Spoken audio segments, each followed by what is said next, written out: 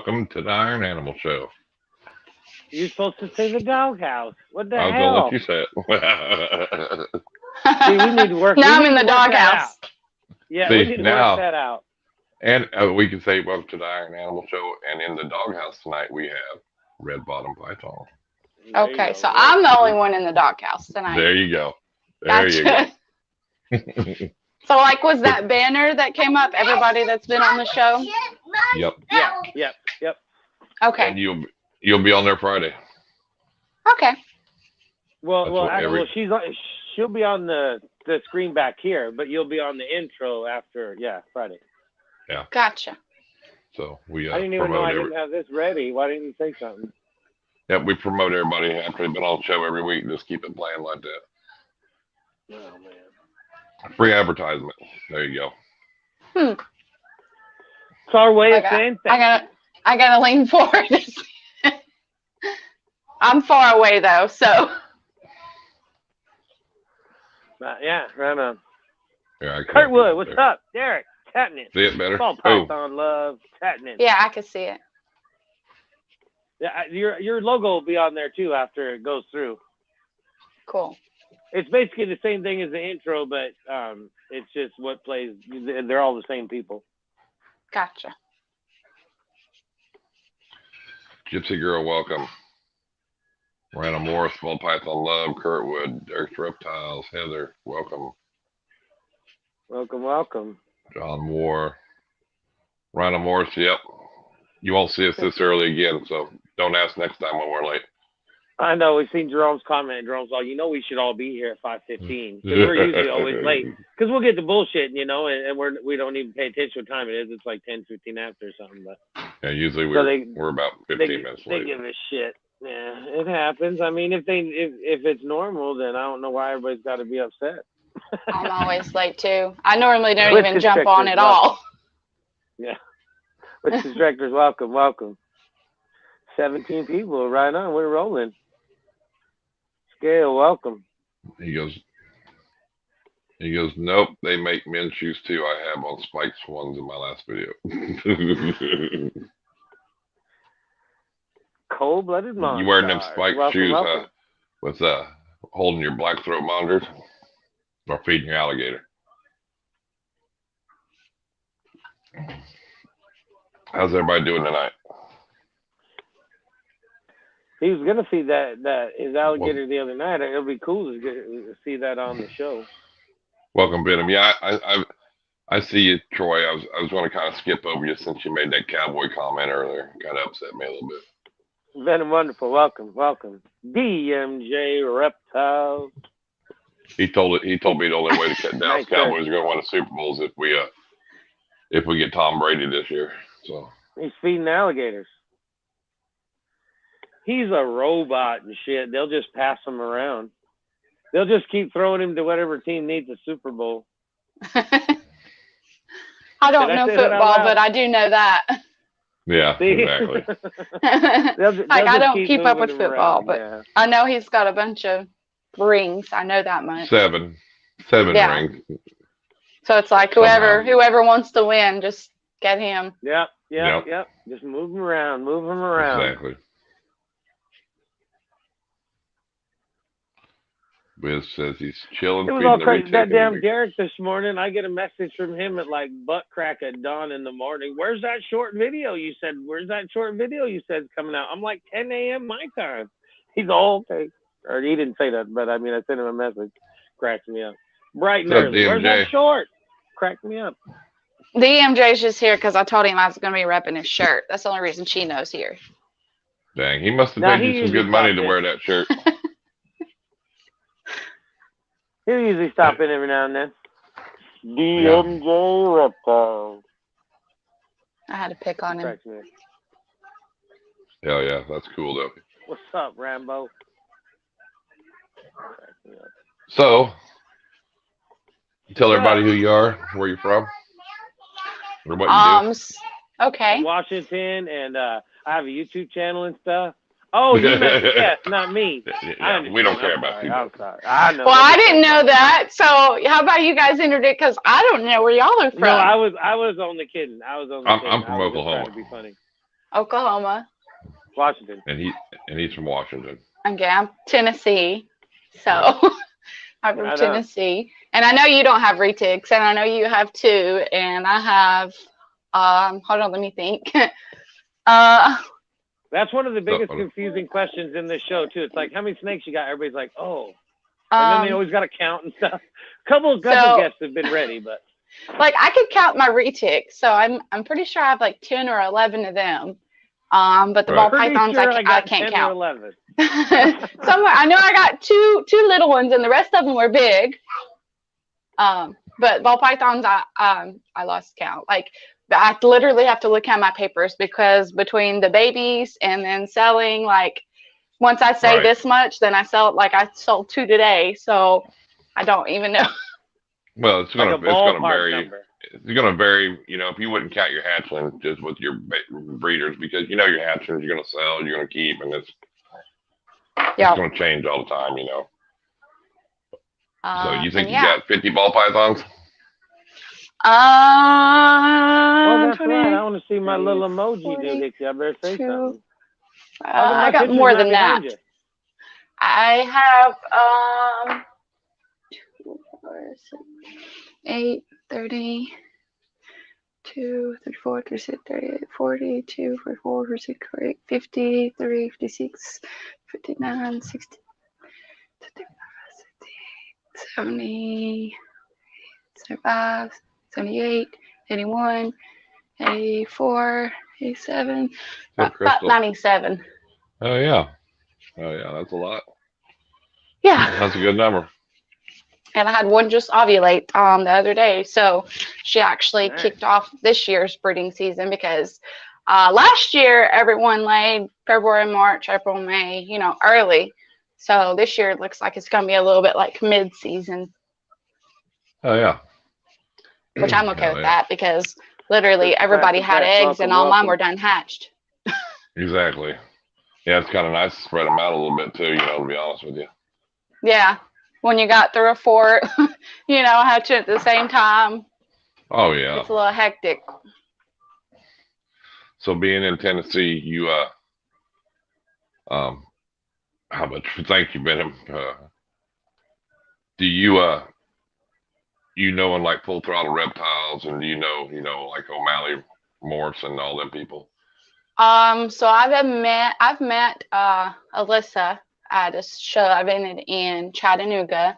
I don't really know her per se, but I have met her.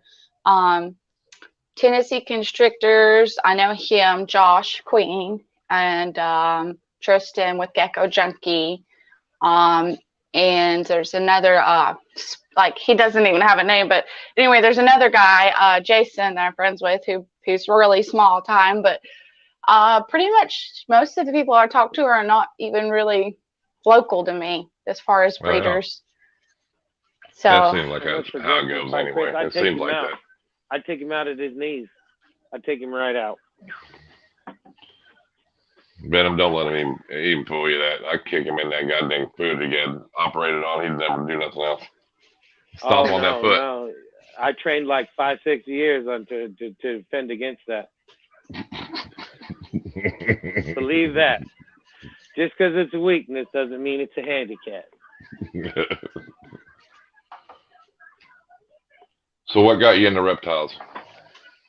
Because they're awesome. Were you allowed to have them as kids, or is it something you weren't allowed to have? Or so we couldn't have them as pets, but I do remember my uncle lives in Florida, and me and my brother, when we would go down there, we would catch those little green snakes, and my dad is terrified of snakes, like deathly terrified.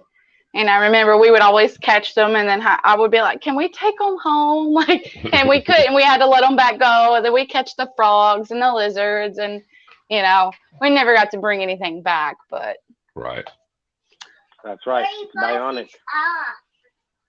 That ain't no bullshit. Cool. Yeah. It seems like that's how it always is. But you know, most of the people, their parents weren't into it or whatever, you know. So. That was the best way to keep my mom out of my room. Just go get a snake. Go catch a bull snake somewhere or a gopher snake, throw it in there. Mom, never go in there again. That's how that works. Yeah, that's what my dad told me. He was like, I'm not coming to your house. Because when I told him I had them, and then at that time I only had like 12. And when I told him, okay, I have quite a bit more now. But I was like, look, they can't get out. Like, they're in their own rooms with closed doors. But now he actually will spend the night and stuff. So, but he still won't let me get them out and bring them out. Like he did actually end up buying one for his now fiance's daughter. She had a snake that she bought at a pet store and ended up dying. It was emaciated like from the day she brought it home. But anyway, I was like, look, don't go to that pet store, get one for me, and I'll help her like figure out what she doing wrong here. Like, she probably didn't even have the right setup. But well, anyway, long story short, the one she's got from me, it's thriving. It's doing good. So. But I was surprised that happened because he had to actually take the snake to Ohio in his truck. Wow. So that was a step in the right direction, anyways. So what was your first reptile you got as soon as you could get one on your own? Let's see. I actually had some Cheese balls, welcome. Some tarantulas, and I'm terrified of spiders. Yeah. But that's not a reptile. Like the first actual, it's exotic pet, but it's not like a reptile. But like the first snake that I got was because my son wanted one. I wasn't going to be that parent that said, no, you can't have a snake. Snakes are, So, and then, like I said, we went from one and I was like, oh my God, $250 for a snake. That's crazy. And then I bought another one. It was twice the price of that. And then I fell in love with urban camo. Like that was my first love. And now I actually have the genes to produce them. Nice. So. Heck yeah, them are nice snakes. Brother staying busy. I know there's some few people been working with like, sandblast gene and stuff and making some pretty nice stuff with it. So I love it. And I love I like gray matter, the poor man's urban camo. Yeah. Well, still even at that, it's still nice. But yeah, that urban camo is nice.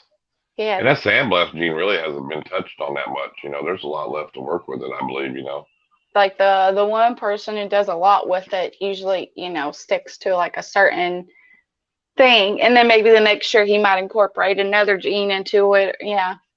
Right. Exactly. Heck yeah. So how long have you been breeding retics? This will be the first year for the retics. First year breeding? For the breeding retics, yeah, this will be the first year. Nice. How many females retics are you gonna breed? So I have one girl that hasn't laid in. She hasn't laid in. This will be, well, she didn't lay at all last year, so she should be good to go this year. And then the other two laid not last year, but I'm still thinking it's 2020. But anyways, right. But so sometimes they will skip. Like retics are. You gotta be able to feed them good. It's not like give them a rat ball python. I'm talking about rabbits and chickens and pigs, and I mean sometimes they'll take a season off or two. So, but I hope to have like 3 girls at least this year producing. And like the one that I really want is with my favorite boy. He's a cow. So, my phantom het purple female. I'm hoping. She's the one that didn't lay last year. So I'm hoping to get some cows with him and her. Nice. That's what I want to do. That'll be my first breeding pair whenever they get the size. So. Yeah, well, I'm still waiting on this golden child. Well, he is actually I bought him as a golden child pied het albino, but he's also got platinum. So I'm trying to feed him to get him up to size to start making some het pieds with my lavender golden child tiger. Nice. Some crazy recipes in them retics, that's for sure. Yeah. Yeah, but I mean, there's there's really not a lot of genetics though when you look at compared to like ball pythons and stuff though. Well, that's true, but I mean, we don't take up. There's 100-some different genes and ball pythons. There ain't even probably a quarter of that in, retic. So I mean, but later, David. Thanks for coming in, man. Yeah, and it takes it doesn't take that much, to get a ball python this size. Now, like retic, sometimes it can take 6 to 8 years for them to produce their first clutch. Right. Like, and we think 4 years is long with ball pythons. Well, then not only that, 55 days in general for ball python to have the egg hatch. Now you're looking at almost 90 with the retic. I mean, yeah. That's 30 more days of pain and suffering looking in that incubator.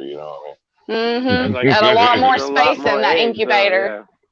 That's why this year I upgraded to a 7 foot tall, 6 foot wide incubator. Because my first year, I had one little incubator I built, and then I had to build another one because I ended up having more eggs than that. Then I had to build a third one because I had so many clutches. And this year I'm like, look, okay, with retic clutches, I can't be doing that. So I just bought a 7 foot by 6 foot incubator.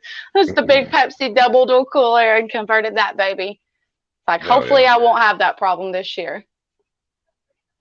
You should be good with that one. I hope so. Unless I have 100 eggs out of one retic, then I might be using one of my backup little baby incubators. Yeah, keep them around. Don't get rid of them. That's for sure. I kept one for an overflow. Oh yeah. So what's your most anticipated clutch this year? Out of with your ball pythons. Oh, okay. She's out of anything. I have a chance at producing a super scaleless pied, but with fire and/or pinstripe in there as well. So I don't have any scaleless snakes. I actually went to last year and tried to make some het clowns out of my scaleless head female, and turns out she wasn't scaleless head. It was really disappointing because I paid a pretty penny for her, but she wasn't scaleless head. 12 eggs and not one scaleless head. So I acquired another female and another male, and they are definitely scaleless head. So hopefully I get to at least make even just a scaleless head pied would be nice, but a super scaleless would be even nicer. Even if it's a normal, I'll take it. Right. I don't care about the whole female infertility stigma. If I get one, guess what? I'm going to grow it up and see myself, because I don't believe anything that I see and less of what I hear. Unless I see it myself, I'm not going to believe it. Well, I don't think they've proved it out yet, have they? I mean, that they can't have rumors. Babies. I mean, it's just rumors. Rumors, yeah. So if I get one, I'll be more than happy to grow it up and see what happens. I just heard they take a little longer to grow up, Yeah. Regular, that was it, Well, I know they do shed a lot more, and I did read something about, it could be them, instead of reaching 13 or 1500 grams, maybe they got to reach 2000 or 2500 grams, to be able to for sure lay a clutch. So right. I'll test it out. I'm sure there's a bunch of people working on it right now. Just ain't, until it happens, when it happens, I'm sure the whole world will know about it, That, and then my super blackhead combos, but I can't divulge all that information. Blackhead's hot. Secrets, that's bullshit. No, but I should say I put a super blackhead combo male to about 7 females so far. Right. So yeah. Yeah, blackhead. I like my blackhead. People working with it. I like my super blackhead even more. Heck yeah. You can't beat our super blackhead, in my opinion. Oh yeah. Well, I mean, like I said, there's a bunch of people starting to get in that blackhead gene, so it's good to get in on, In fact, these balls, Dylan, I think he's doing some, and everybody's starting to get into it now. I know Tony from Hardwire Exotics has been into it, so yeah. There's not a whole lot been done with it yet, so that's why everybody's jumping in, getting in while the getting's good, I guess. Yeah. Blackheads are fire, yelp. Everybody that pretty much knows me knows I'm a blackhead fan. Right. All the way. That's awesome. Hey, can I get a different colored lizard by my name? No. Why? Well, I don't like that. Does that that bother color. you? Yeah, I don't like that color. I don't like that color. Why not? I don't know. What color you want? I want like a blue one, maybe. I don't even know what you're talking about right now. No, when you're a member to the channel, you get a little lizard next to your name, and it's like an orange lizard or something. It's like, man, I want a cooler color than that. Oh, okay. He's okay. I guess it's better than a little. I was just trying to give him a bad time, but he's no fun. So. No, I mean, I was like, well, geez, all I get's a little circle when I'm on yours. So I mean. Hey, I've tried. I'm having. It's not even a lizard. It's just a stamp. I was gonna say you don't even have a lizard, but you do got 2 bearded dragons. I got 2 leopard geckos too. No, that's right. Do you keep anything besides snakes? So I have a blue tail monitor. Nice. And that's I also breed show rabbits like Flemish giants. So that's not reptile related, but I love my rabbits. Now, are you breeding them for show or are you breeding them for food? So they're show. They're pedigreed, basically like, you know, your high-dollar pedigreed dogs. These rabbits are $250 to $800 a piece. Them are the big giant Flemishes, the real big giant rabbits. Yeah, so they're like 20-pound, 30-pound rabbits that are bigger than most people's dogs. So those, and then checker giants are another. They're pedigreed too, but that's my other hobby. So I like my bunnies, and you know, I have bunnies that get fed to the retics, but not those ones. Right. Those are way too expensive for retic food. And they actually are what make the crosses for a good meat rabbit. So because they're so big, but their bone to meat ratio is not good because they're large bones. So you mix them with like a New Zealand or Californian, and it makes like a perfect meat rabbit for eating or for feeding. Rabbits. Dylan says, "Where are you getting 800 for a pedigree family check?" Well, let's see. I had 2 go to New Jersey out of the last litter, and then 3 actually were. One lady drove from like 2 hours away. I'm not sure where she was from, and another one I delivered to Chattanooga, or no, Cleveland, which is like an hour and a half from me. And the other guy, I can't remember where he was from. So pretty much they're all around. If you've got some like wins with that rabbit, like best of breeds, best of shows, like that's when you can ask more. Right. The more ribbons and the more bullshit you can show. Yeah. Because when they breed that animal, then their babies are going to be worth more because that pedigree is going to show all those wins. Just like if you go buy like a champion, you know, pedigree dog. They're going to be more expensive than your regular, you know, this person bred on their pedigree, but they're not like show worthy. I couldn't breed rabbits, my wife. Oh, for sure, and that's how that game is. You know, just it's like that with any, you know, with the farming, even the farming, like cows and pigs and anything. You know, they go over there and them guys. And this is Tennessee. We like our farm animals. We love our farm animals. And then there's like tons of people that are into the showing. American Rabbit Breeder Association is a big thing too. Like just like showing horses or like I think people show cows too. Like cows. Those are hobbies too, just like reptile keepers. Oh yeah, I've seen feed them the snakes. Sweet little bunnies. How could you feed them the snakes? I've seen a buddy of mine won a grand champion at state fair. It's been wonderful that said that. He's joking. And as soon as he turned around, they had the sale of champions, and somebody paid him $45,000 for that cow. Yeah. To go on and breed everywhere else, and to make money for them. And so, they're every one that it sires is making the money back. Yep. If I can get $800 for a rabbit around here, I'm gonna breed me up some. You're gonna have to raise them up, show them, win some shows, and then turn. Like if you don't have any wins, or it's just out of a good line, you might get 300 for the babies. Right. Damn it. You got to put that work in. I want that. No, I want that big money quick. No, it don't work like that. I mean, just like anything else, if you're expecting to buy in and make money quick, you're gonna sell out real quick.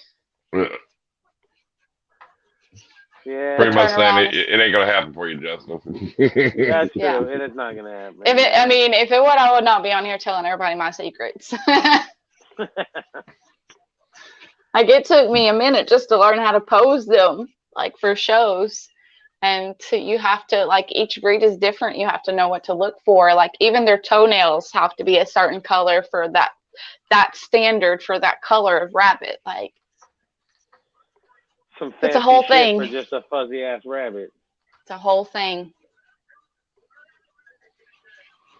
Well, I didn't hear you see you comment, Pat. I'm sorry. I've got this thing was froze up for a minute. Well, fine. Ignore me. I read a bunch of his comments. I want to see what it goes back and what he said. Mine says there's 41. I want a lizard by my name. To get a lizard by your name, you got to go down and hit that join button. And you got to join. Chino said put a leash on the monitor because I was actually in a little group chat with him and Kenny with Buckeye, and I think it was just us three. And I had just gotten the monitor and was working with her, and I maybe had her like 2 weeks, maybe a month, something like that. And here I am. I was trying to put a harness on her, but she was doing great until like all of a sudden I just get like, the bite down and shake like a pit bull on my finger. And here I am bleeding like crazy. Like I'm showing them my sink and it's covered in blood. And I'm like, hold on, let me put some electrical tape on this and I'm going to go pick her back up. So I I tried to get it to stop bleeding and so I taped it. And then I went and picked her back up because I'm like, if I leave her down, she's going to know, look, just bite her and she'll put you down. Right. Mm-hmm. So I picked her back up and I held her for like another hour. I'm like, that's the worst part. You get shit on anything, you got to keep holding them because if they put 2 and 2 together, they'll do it every time. Oh, the poop don't bother me. Like I have to literally like take my hands and grab retic what I think is shed, but it's shed and shit. Yep. Shed. Like they trick me. They put their shed on top of it, so I grab, and then it's like shit and shed. Now I'm like, oh great! I just took a shower. Now my hands have retic shed and shit on it. Like, Venom, you're killing me. Or you'll clean the cage and they'll dirty it right up after you do it, Oh, yeah, that's typical right there. That's just typical. Yep. They got to have their sitting there. So, like, I've learned to take some pieces of, like, whatever bedding and put it back in there. Because it actually... They've always had membership. It literally will keep them from defecating or peeing right into a brand new... Like, if you put some little piece of something that's dirty back in there, then they won't do that immediately. Because they like to smell their stink because they're territorial. Right. Yeah. Right. Makes sense. Mm-hmm. I do too. Oh, yeah.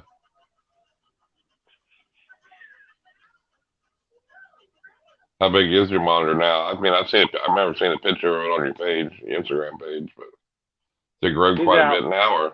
She's out. Uh-oh. Everybody hits that button. Everybody does it. I seen her lean forward. I knew it was going to happen. Yep. It was DMJ. We knew it. That DMJ shirt. It was an awesome bloodbath. Guess you got to be monetized via a member thing. Well, yeah, you got to. You will, yeah. You got to be monetized and shit. But to be able to have membership, to be a member, you don't have to be monetized. Don't feel bad. We've all done that a few times. I pushed back and I'm like, oh crap. Yep. I used to kick myself out of my own live stream 2 or 3 times a night. I got in the chat and then instead of pushing the correct back button, I pushed like my phone back and then Then when I opened them back up, I was into it QuickBooks, and I'm like, this ain't right. I blame DMJ for it, so it's all good. Yeah, if he's here, that's why it happened. Yep. The monitor's actually, she's decent size now. I mean, she's pretty much, they get like, what, 4 or 5 feet full grown with her tail. She's right. A good probably 4 foot. Nice. Oh, yeah. And so, and you guys were talking about feeding an, what was it, an alligator earlier? Yeah. Like, I was like, well, I could feed her, but she just ate last night. She's ferocious, though. When I drop something in there, all you hear is squeak, squeak, and then, like, thrashing where she shakes her head. Yeah. And she won't go for frozen thawed. She won't go for it at all.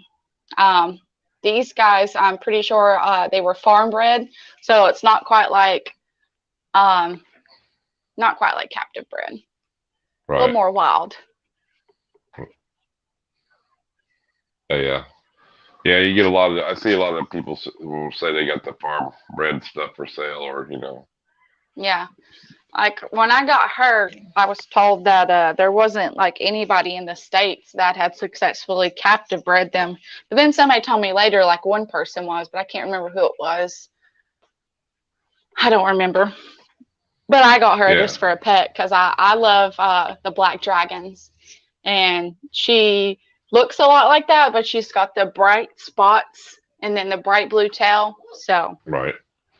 Oh yeah, the black dragons are nice. I like the black throats too. I like them. Yeah, but the look of a monitor, just as long as it's got the right look, they're all amazing. They look like a dragon. They just got to have that cool look, like that's a monitor. Then they're all good. Doesn't matter what kind it is. Well, just the sheer size of it, you know, when you're holding a 5, 6, 7 foot lizard, you know, I mean. You know, even if it's an Asian water monitor or not, I mean, them things are huge, you know what I'm saying? People look at you and go, God, every time the like button is pushed, a baby. Uh-oh. What happened? Connect my, Oh, there we go. Was it? Every time a reptile is born, so his effing like button already. Oh, yeah. Thank you, Jason. I appreciate that. Derek said he's kidding. Feed the alligator popcorn. What? Yeah, no feeding the popcorn. There you are. Mine won't eat nothing but seafood. Wow. Save the frogs. Yeah, they'll eat shrimp and stuff like that, but you got to watch feeding them too much of that kind of stuff, you know. You know. Yeah.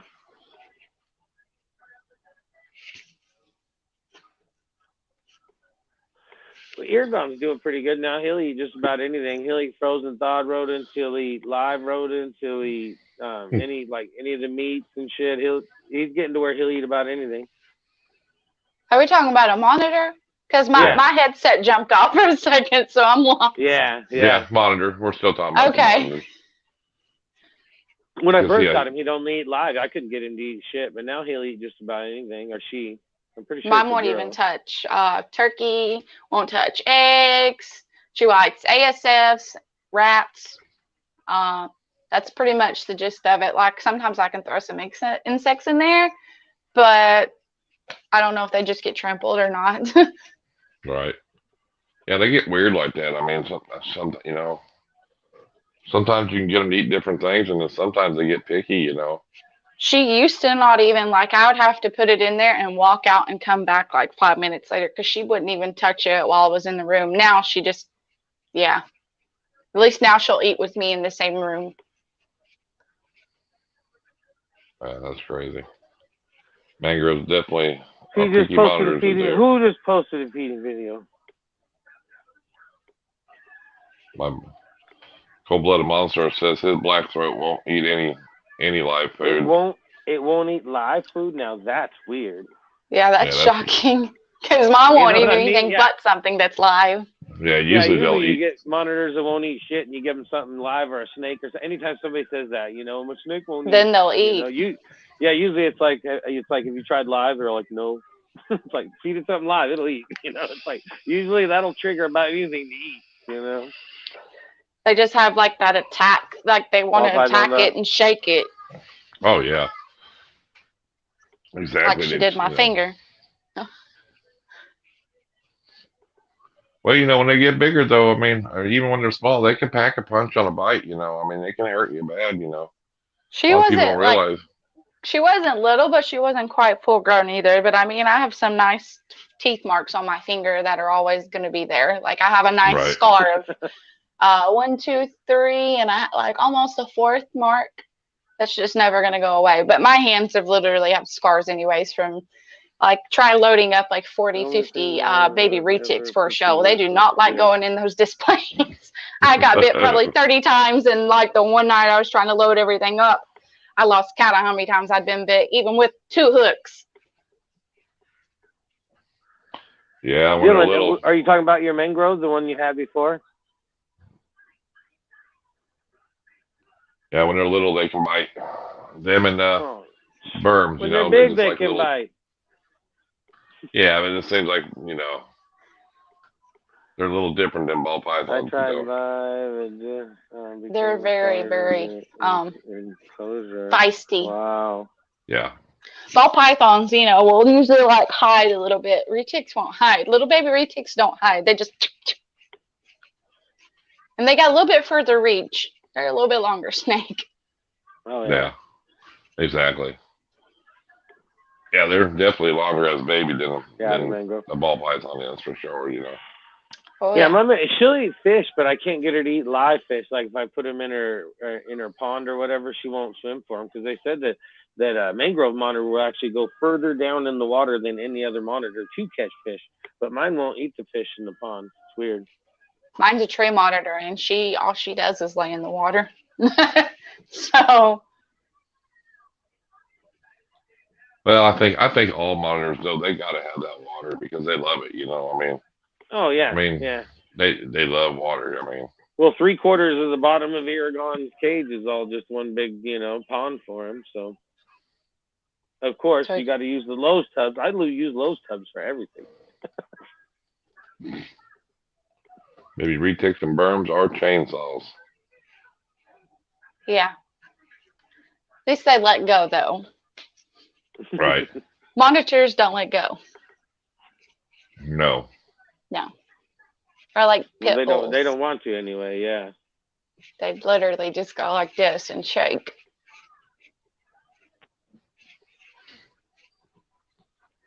So, how's it been different for being a woman in the hobby? I have never been snake bit. Knock on wood. No shit. Is it hard for you? It's not harder for you? It's Curtis, welcome. I mean, I wouldn't say it's harder. I'm kind of like headstrong anyway, so regardless of if things are harder, that's just going to make me try harder. That's just going to make me my goals even more. But at the same time, like if I give them somebody advice, and then somebody else chimes in, it's like it's the exact same thing that I said, but because I'm a woman, you're not going to take my advice, kind of thing. But I mean, it is what it is. Like at least they learned it somehow. I think it's not as big a deal now as it would have been 10 years ago, to say that, because you see a lot more, couples and women in the hobby, for sure, nowadays, that are doing their own thing, so compared to 20 or even 30 years ago, you know what I'm saying? So. Yeah, I'm not even 30, so I can't. Yeah. I can't even say, I'm 29. I just turned 29. So, I mean, sometimes I guess I look younger than that. So people think because I'm young that I don't know what I'm doing too. I mean, there's a lot of different things people judge you on: your age, whether you're male or female, your skin color, like. Yeah. So it shouldn't be like that by no means, because, I mean, I know people that are, in their 20s and stuff, and they've got a lot of knowledge, Or your past, even, or what you do for a living. I mean, a lot of people know what I do for a living, but I mean, so like I get judged just because of my night job, but it's like, that's a job. That's not me. Well, it has nothing to do with the reptiles. No. In fact, it probably helped me, you know, like I started off a little bit faster than most people because I worked harder at that job to be able to do stuff like this. Like I can buy better quality genetics or, you know, or a bike that I just, I should have probably been buying more snakes, but I ended up buying another motorcycle. Hey, honey, welcome. You had one picture of that riding the bike, and then you got a Mustang on the other picture. So hot rod bikes and snakes. A supercharged 1000cc bike, the fastest production bike ever made. Nice. So that's my other hobby: bikes and cars and snakes and my rabbits. That's me in a nutshell. And blonde hair. That's me. And red bottoms. Obviously. Red bottom shoes. That's another part of me. That was my first hobby. Before I collected snakes, I just buy $2,000, $3,000 shoes, and I'm like, okay, now I gotta use that to buy a $2,000, $3,000 snake. $2,000 for a pair of shoes? Oh, that's like one of the cheaper, yeah. So anywhere from like $1,200 to. What the hell do you need a pair of shoes for $2,000 for? Does it like walk for you? I mean, do they fucking clean themselves? What kind of shit is that about? You will never know until you put them on. They will literally. Well, that ain't gonna happen. But... So it's all a feel thing. I mean, you will walk like you're wearing a pair of $2,000 shoes. Oh, I guess that makes sense. I guess. Yeah, so it's like I can't explain it. Besides, if you were to ever put them on and walk in them, then you might understand. Yep, can't do it. I remember. Billy, he was like trying to describe, you know, the shoes one time, and he was like, I think they're Jimmy Choos. I'm like, no, those are expensive too, but not the right ones. Red bottom shoes is not what I think of when I think. Yeah, so like I had somebody say, what does that red bottom mean? So that's why like my logo literally has a pair of red bottom shoes, like Louboutins, but not everybody knows what a Christian Louboutin shoe is. So then I finally did a photo shoot with one of my snakes with a pair of my Christian Louboutins. I think I've heard of one of those names before. I think. Christian Louboutin? You've probably heard of... one of those, yeah, I'm sure. There's what is the other one? There's a no idea. A purse brand that is... well, I don't know nothing about no purse. Louis Vuitton is the purse brand, but the shoe brand, like the red bottom shoes, is Christian Louboutin. So there's Louboutin and Christian Louboutin. Oh my goodness. And they're two totally different designers too. Yep, I don't know nothing about none of that shit. I had to go, but Justin and Chris have a sticker pack for you. They're the best. Give away live tonight. Did you see that, Jason? At least the women understand what I'm talking about. Yeah. Oh, I'm sure of that. Did you see Jason's comment? Yeah, I see it. Yeah. That he had a sticker pack or whatever? Okay. I think it's just like what the kids going out here and buying them Yeezys or whatever, them shoes, tennis shoes, you know. So what you're saying is, I mean, they're spending $1,000. There's like a $2 pre-roll and a $20 pre-roll, and you're saying them shoes are the $20 pre-roll. Is that what you're saying? I don't know what you're talking about. I don't know what you're talking about. It's the same thing, I think. I think it's the same thing. They're leather handmade shoes. Even the soles are leather. Even the bottom of the shoe is leather. They're completely leather. And they are hand painted. So you can buy a whole cow for $2,000 and make a bunch of pair of shoes. If you can make me some Louboutins, then hit me up. Cotton Penny Python says, puff up, no pass. Yes, Justin. See, these all like, yep. It's no, I kind of knew what you meant, but yeah. I mean, what's that? It's confirmed. It's the same thing. It's like going and buying a wallet at Walmart or going and buying one at Supreme, you know. It's like buying a normal versus buying a clown pied. There you go. There's your analogy. Like, there you go. There's your comparison. I'll stick to 2 gram plus snakes. Yeah, for the snakes, exactly. See, if I'd be afraid Pompeii my red mom bottom would turn shoes. her grave and beat my ass if I spent $2,000 on a pair of shoes. Good Lord. Oh, see, ain't nobody gets to tell me where I spend my money. I make it, I spend it, and I've never been married, so I don't have to ask my wife or my husband or any of that nonsense. Fair That enough. whole, you know, the whole meme. I gotta ask my wife Do they before I got buy a the good snake. resale value? Yeah. No, I mean, seriously, that's important. I mean, honestly, I mean, Yes, if you're the going to collect some brand. high-end shit like that, you want to know if it's like got a good resale. It's like buying a JK or a ball python. You can turn around and make good money off of it because it's name brand. Right. Right on. So you can collect a bunch of shit and then sell it all off and still get your money back. Right on. Yeah, but I won't be selling them. But that's the thing. They're probably not buying them to ever want to resell them, you know. Yeah. Those are my, like, I've had those. Hey, I've had the those Nike shoes. business is crazy, man. I mean, people resell Nikes constantly, refurbish them. True, but they're doing it to make money. Like, I bought them because I like them. Like, I wore them, and people are like, "Why do you?" Because, like, if I scuff up the red paint on the bottom, it costs me like $400 to send them off to get them refinished and repainted, and then. You are just talking ridiculous. To get them repainted?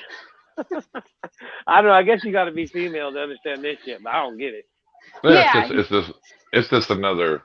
It's addiction. It's a hobby. It's like people call me crazy because I go buy a $6,000 snake, and they're like, "What's wrong with you? It's just a snake." But you got, Yeah, but that snake's gonna make more snakes. That shoes ain't gonna spit out no baby shoes to make any money. I mean, there's a big difference in buying a $6,000 snake. My night job makes me money, and those shoes make me money when I'm wearing them. So those shoes do make me money.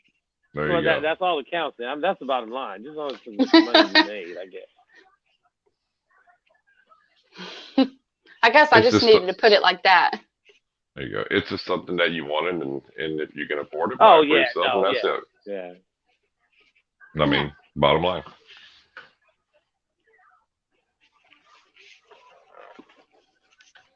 Hell yeah. I kind of thought some people might take that way, though. Red bottom pythons. Like I don't know. Maybe they thought I was like a gaboon or something, like a monkey with a red bottom. No, I don't know. I wasn't thinking that. I did not take it like when I first thought of it. Their value and they're collectible. Right on. There you go. Nice. See? Yes. Man, so it could even be potentially like a baseball card. If you got the right style and blend, like 10 years from now, it's like, hey, I still got this one fresh. You could have. There are some older style ones that people are selling. Like if they're in good condition, they can make good money off of them. Selling them like Mercari. Well, then that makes sense then. Yeah. Well, yeah, I mean, that's the whole thing. There's like a collector's market for it and all that kind of shit. That's cool. Well, there's for anything. I mean, well, yeah, there's people that buy like a Louis Vuitton purse and use it for a month and say, well, I don't want it no more, and they sell it, you know, just because they got something new, you know. I mean, that's just how it goes, you know. I'm not a big purse person. I like shoes, so. Oh, yeah, everybody shoes does their thing. Yeah. I mean, like those Funko Pop things that people are collecting. A lot of people collect Funko Pops. I see that. Yeah, that's the big thing now. Josh, that's like a collectible. And it's not even really, you know, it's not something you're like, oh, I just want to have this little bobblehead man looking at me because it looks cool in my room. Right. Some of them are creepy. Little bobbling head and shit. I think you can get them made yourself too, Justin. You can. Well, there's apps you could Funko Pop yourself all the time, like pictures and shit. But I'm sure you can get them made. That's kind of odd. That's really odd, and it's really odd that he knows that. That's what's even freakier. You know I seen that somebody. I seen a video with Ryan Upchurch. Funko weirdo. No, Ryan Upchurch was doing a video, and his fans. He was opening some fan mails, and somebody sent him one, and it was a Funko Pop of him, and he didn't even know about it. So it's weird that they had it, you know, they had it made and sent to him. You know, it was like that would even. Well, you know, they got Steve Irwin. They got one of Steve Irwin. You know. I was gonna say, I guess that's like their form of flattery. Yeah. Yeah, that'd be creepy to see yourself. What the hell? There you go. Heather said I she just got the ordered her notification husband that the Iron Brett Animal Show Michaels was on all late. That's crazy. Headhunter Exotics just now got the notification that we were live. Yeah, we do that on purpose for you because you win all the giveaways. So if we try to do everything, yeah, we're trying not to, for you to get the we get all the giveaways that first 45 minutes hour, and then we allow you to come in. He's won like 10 giveaways in the last month. Yeah, wow. He's got the lucky numbers, man. It's like every time we do a number giveaway, I got to send him shit now. He's always winning shit. Hell, he won what? Over $100 in two different giveaways. Oh yeah, coffee cards, stickers, all kinds of shit. It just seems like the one person that's lucky, like they do win. Like I've noticed that in raffles all over. Like one person normally wins a lot. Like people like, I don't normally win these. I'm like, me neither. But you never know, you might win. Right. You know that next time. Exactly. Yeah, that's why I said you need to play the lotto. He needs to get a lottery. Yeah. Well, him and Nikki wins all kinds of shit. Her numbers always get picked on my channel for coffee cards and stickers. Yeah, the chances to win the lotto though are like terrible. Like you got a 1 in how many chance of winning like something like, you know, and you got a 1 in how many chance of winning the lottery. That's why I'm like, okay, it's a $2,000 snake. You got like a 1 in 160 chance. That's better chances than winning the lottery for $500. Oh yeah. Did you see your new name? Yeah, I seen it. He called me Dirty Dog because I said that. You dirty I told him dog. I was going to come down. I was going to come to Texas and pick him up and take him to the casino as my lucky charm. I used to take him. Maybe I'd win something. Hell yeah. Yeah, that's funny. The Angel's one lucky dude. Well, that's no shit. He wins everything. I don't win shit. So it's 60 degrees there today? I think it got up to like 65. Yeah, and it was snowing literally 3 days ago, I think. Because it was warm today, yesterday, and the day before. And literally the day before that, we had 3 inches of snow. And then I think like 3 or 4 days from now, where it's calling for snow again. Yeah, we got ice yesterday and today and most of the week. So, well, I'm in Oklahoma, so it's probably coming your way. Yeah. So that's why it's going to be snowing here by the end of the week. Yeah, and they're talking about getting down below zero. So that's cold for Oklahoma, you know. So like the coldest it gets here is like when it gets in the 15 or like 20 degrees. That's cold for us here. Oh yeah, exactly.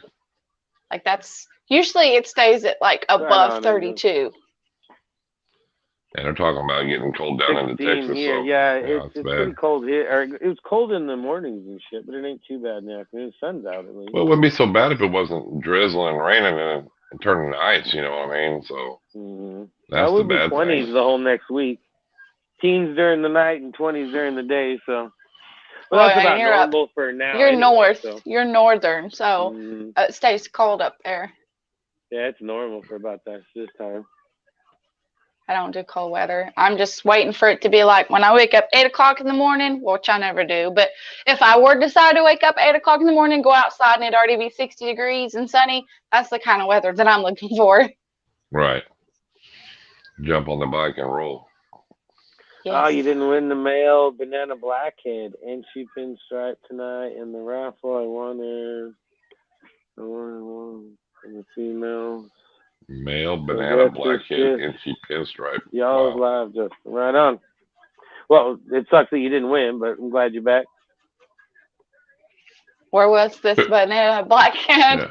Yeah, who's giving that away? Raffle. It was in a raffle. Oh, a raffle on Instagram, I take it. I guess, yeah. Because when she came in earlier, she said she was saying hi and letting everybody know that she was going to be late because she had to attend a raffle. I got you. I'll get out of we got loyal supporters that come in and let us know what's going on and shit. Let's see what you got here. Well, where's my camera? There it is. There you go. She's a little blackhead girl. Well, little. She's proven, but yeah. Oh yeah. I keep going the wrong way on this camera. It's opposite. The camera's always opposite. It's throwing me off. It does. She's a blackhead Russo. Come here, girl. She's like. Trying to get away. Russo, nice. Will Banks was doing that raffle? Dang, I didn't even know about that. I didn't know Will Banks did raffles. I didn't either.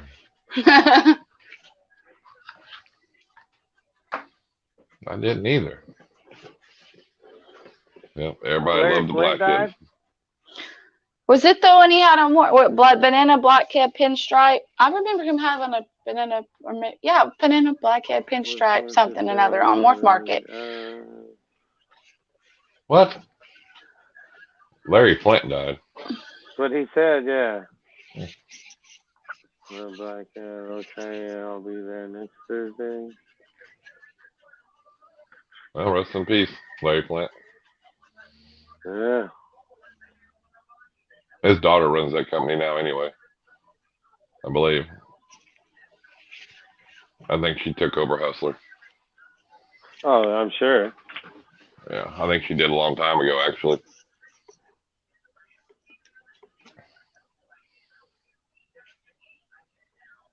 Your kid just told you Kurtwood?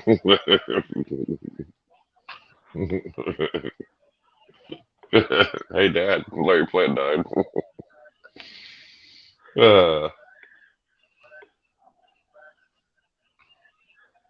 Yeah, I thought he was older than that, actually. 78, it's not too bad. Put the screen back on her. I just got into the comments. I don't know what that meant. Yeah, you send it to Justin. I can't pop it up on my phone. What's up, Resident Reptiles? Don't be sending me shit yet. No, it was from Nikki. YouTube link for Red Bottom. Kidding. Should be on my page, like if they go to my bio. Should be down in my description. Should be a link in the description of this video. Well, you couldn't get the links right last time. Let me go check. Well, you'll see if it works. It should work. No, it took me there. I'm already subscribed. You got 101 subs. Yep, I haven't put anything new on there in a minute. I've been slacking. That's what it's here for. Now you have to get people on here, and they have to, more people subscribe now. They want to see content now. I know. It took me, let's see, October, November, December. So like 3 to 4 months to get on this show. Just give me like 3 months to put some content up. Yep. Or somebody come hold the camera or edit, because I can't edit videos at all. Terrible at it. Yeah, I hate editing videos. I had I don't mind editing much. Editing's fun. I'm terrible at it. Well, all you gotta do is make the video, and then go to Fiverr and have somebody edit and produce it for you and send it back to you.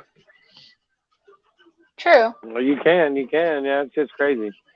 Well, they'll do it for you. What's the feature? It worked. I was already subbed. So was I. Yep. Where are you at? I'll hold the camera.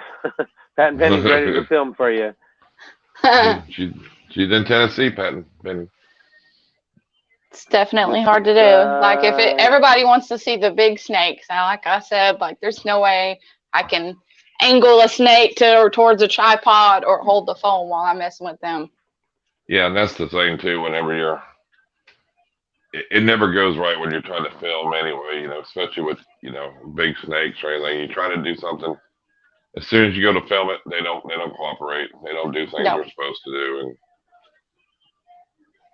And I can't make them do something that they don't want to do. Oh, right. Well, I was telling him that. Headhunter, that's funny. A lot of times I'll open up because I ain't got my one retake in the enclosure yet. I tried to put her in, she wasn't ready, so I open up this tub, and usually when it's feeding time, she'll kind of lunge out, and I like that, So I wanted to capture it on film, so I got my tripod all set up, and, I open it up. Yep, she wouldn't even move. I dangled the rat there, and she wouldn't even move the rat. She knew that, you're filming. They know when you want to film something. Yeah. Are you serious? And it's about to melt. What? The marshmallow it's about to melt. Because you can hear him. It's about to melt. Something about a marshmallow. And it's made out of chocolate chip. A chocolate chip and the marshmallow's about to melt. What are you talking about? It's ice cream and marshmallow. Sound like and something good. This is my helper. This is my helper. What's up? This is the two. Well, this is the team at Red Bottoms. There you go. You take care of all the snakes? You got a snake? You got a snake? Yeah. Do you like the big snakes? No. Nope. Yes, you do. You like said milkshake? You like milkshake, don't you? Yeah, he's a big snake. Okay, go watch TV. That's the future. That's what got me into, like I said, I bought the snake. Welcome back, the Ball first one, Python Love. Welcome back. and it was for him. Well, it was for me too, but he really wanted it, and I talked myself into it because I said I was doing it for him. Right. He just enabled me. I can see welcome. the future down the road when somebody goes, they'll ask him, why is your name Red Bottom Python? It works too because RB, Rachel and Bradley. Right. So like I'm Rachel and he's Brad, so RB, Red Bottom. Well, yeah. It works. And I didn't even mean to do that. But like my rabbitry for like my rabbits is RB Rabbitry, RB Rabbitry. So it still looks like Red Bottom to me. There you go. Thank you. Maybe I could get out a little baby retake. You get a little bigger, you could be a cameraman. Yeah. I don't know. My luck, he'd probably be like holding on my butt or something. My kid's not right. He's a little boy, put it that way. Right. Oh, that's right. I was supposed to look for a picture. That's funny. He's a crazy little boy. I think it was the Flemish Giants is what raises Angel. Yeah, Flemish Giants. I get a little retic. Do you see it? What do you got here? Hold on, okay, let me put it in. Oh, is this the banana blackhead? I'm all glared up. Banana blackhead, inchy pinstripe. Yeah, that was on Morph Market, I think. Massive marshmallow. Yeah. Okay. It's in his ice cream. Ozzy. It's in his ice cream. And chocolate chip and This is ice cream. Ozzy. This is my baby doll. It's the marshmallow. Well, I keep going the wrong way. The marshmallow is made of chocolate chip. So he had a ring around his neck, and then he's got a little white ring around his tail. Hey. Yeah, there it is. Bradley, I heard you about the marshmallow, son.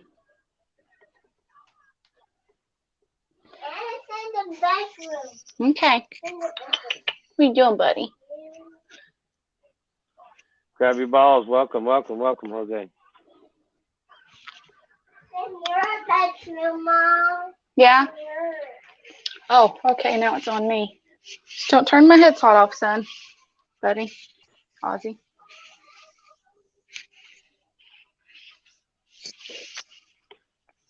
I'm just gonna let him crawl. Yeah, Nikki, you win some, you lose some, but Nikki's son is named Bradley as well. Oh, yeah? Awesome. Now, What you got Ozzy, there? you're in my headset. What you got there, Pied? Yeah, I got him as a golden child pied, head albino, but it turns out, okay, he's not going to let go of my headset, so he's just going to stay here. But it turns out he's also platinum, so he's a platinum golden child pied head albino. Sweet. So I got lucky on that one, which it was already like too much. This is one of the ones I picked up from Slizzard. This is the reason I drove down there, and then I drove home with like, way too many snakes, way more than one. How's the demeanor on that one? Is it pretty good or He's a little a baby bit of doll. attitude? He's a baby doll. Heck yeah. What's up, Jose? Grab your balls. Now I just gotta hold my earplugs in. Yeah, they'll take them out. Yeah, it's around the cord right now, so I gotta hold this side down. But yeah, like I got the snake hood just in case, but he didn't even, like, even when I open his tub, he just chills. He just sits there and like looks at me. Heck yeah. That's nice when they're like that. Raising them from a baby helps though too, like. Oh yeah, that helps a bunch. Well, yeah, you get that bond with them, you know. Like that, yeah. Yeah. 4-year-old retic. Yeah, or get a 16-foot female that wraps the snake hook like I've dealt with before. Like she don't know what top training is. She literally will bite and wrap the snake hook. So I had to buy like 2 or 3 more snake hooks just in case she wraps one of them. Where are you at? That's funny. I truly look like Medusa now.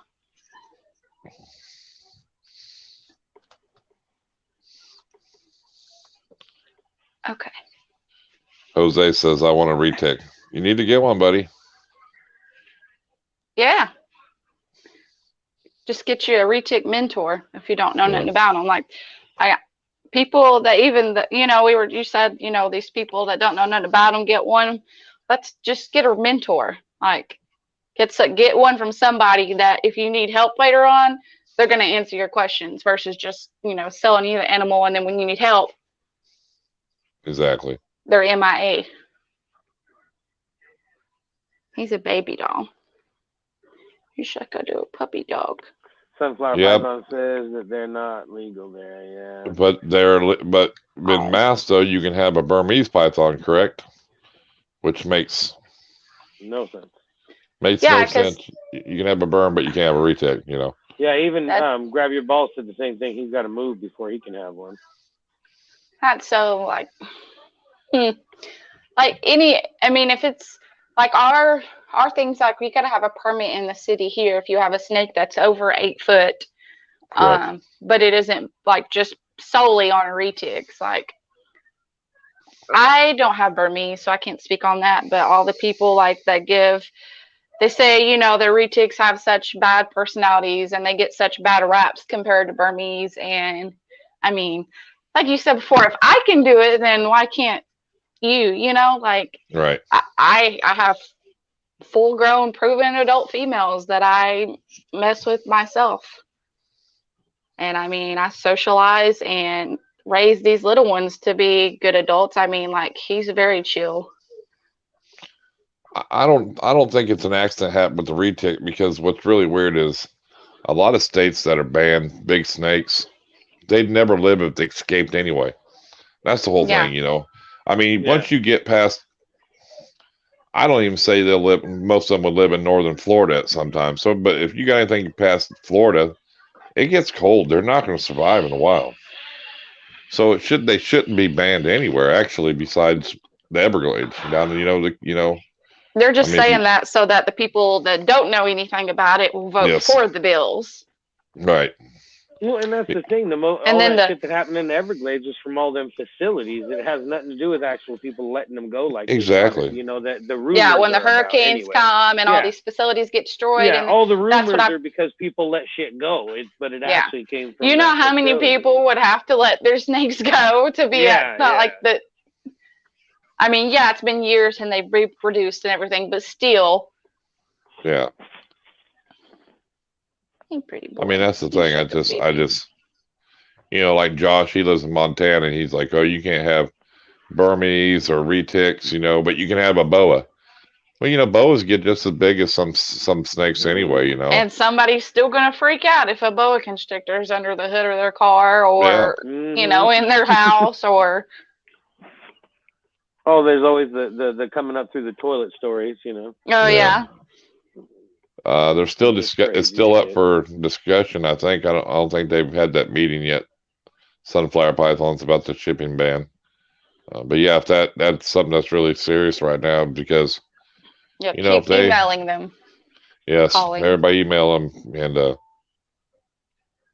because if you can't ship in or out of New York, I mean, I hate to say it, California's a big big state, but you know, there's a lot going through New York. It probably gets more than California. You know what I'm saying? And not only that, but there's going to be, it could be your state that's next. Oh yeah, all the states that surround New York will be next. On the 4th. They find out on the 4th what's going on. Yeah. Yep, and everybody, you know, I mean, you can go to the meetings. You got 3 minutes to go up and say your piece, you know, and any of the meetings that they hold, just go up there with a level head. You know, don't go up there. You know, I've seen some people freak out. No, go up there level-headed and explain your situation. You know, why it's don't be disrespectful. Why it's because then they're not going to pay attention to you at all. I mean, yeah, you know, just tell them that it is impactful because, you know, you have a business and this is how you do business, and you don't ship out. The animals you ship and receive are not for consumer market for people to eat. You know what I'm saying? That's the big deal. It's not for wet markets. This is your business, your hobby. How you know, you're shipping. You know, and even the pets being shipped, they're quarantined. You know, they're talking about diseases being spread. They're quarantined. They're like, when you bring new animals in, they're quarantined. You make sure they're healthy before they leave. Like, right, exactly, because this will impact pet stores and everything. You know, I mean, regardless, you know. And all the people that are up there, if this passes, they'll have to drive across state lines to, you know, be able to pick up or drop off snakes, or if the people that live too far away, like the whole collections are. It's just. Well, it's just sad because, well, if they do it, it's going to start affecting the surrounding areas. You know, New Jersey, you know, Massachusetts, all them places around there, Pennsylvania, they're all going to start getting onto that. You know what I mean? Yeah. And that's what'll happen. So you don't want it to happen in one state because it can start that trickle domino effect and it happen everywhere. Yeah, they're going to see it passed up there and use that as an excuse to continue. Yep. Thank you, Annette. Appreciate it. Yeah, and so, you know, it just. New York is an influential state. If it passes, the rest of the states are fucked. Cali is next. Oh yeah, if you get the big snakes like New York and Cali, then it's screwed, you know. I mean,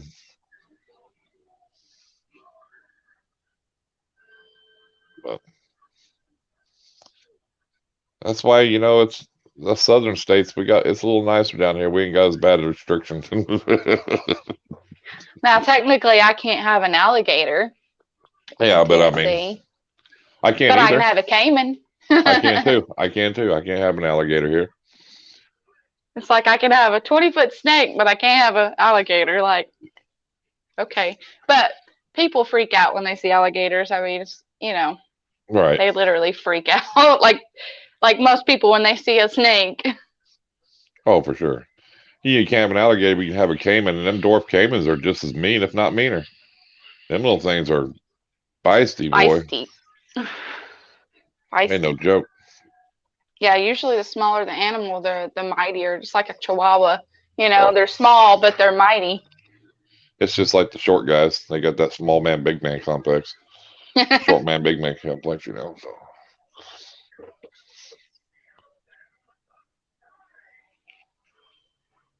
Where are you going? Yeah, they are, Dylan. You're right. They're strict with their laws, but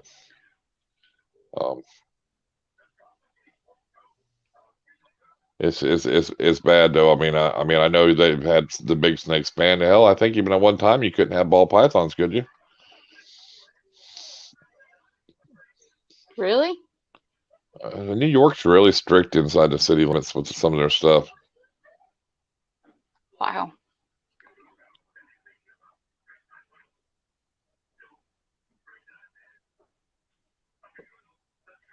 Yeah, I don't think they'll ever ban the big snakes in California.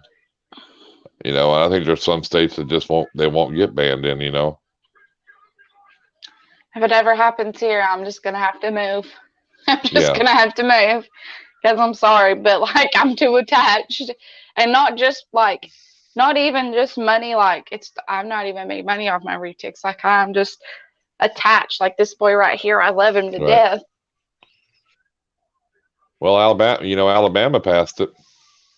Oh yeah. You know, and I mean, So, and you know, that's weird that they passed that there in Alabama, you know, because there was people that went up there saying, "This is my business. I'm going to lose $500,000 a year.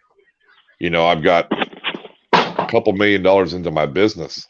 I mean, big time breeders." And they said, "Sorry." They didn't care. No, and the whole deal was they said that if we do this ban, it won't financially hurt nobody. Well, they were telling them how financially it was going to hurt them, you know. You know.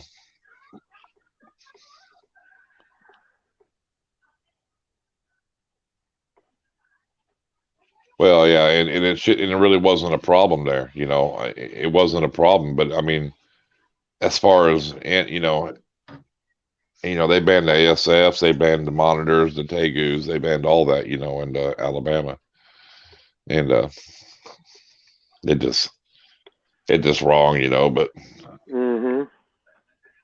no snakes in the city. What's up, HillJack? That guy cracked me up. Goddamn raccoon and shit. He kills me. Yeah, he's got all kinds of critters. With it, I know, like it's a goddamn dog. He's all, "Hey, look at me here," and it's like, "Oh my god, a goddamn raccoon." That guy kills me.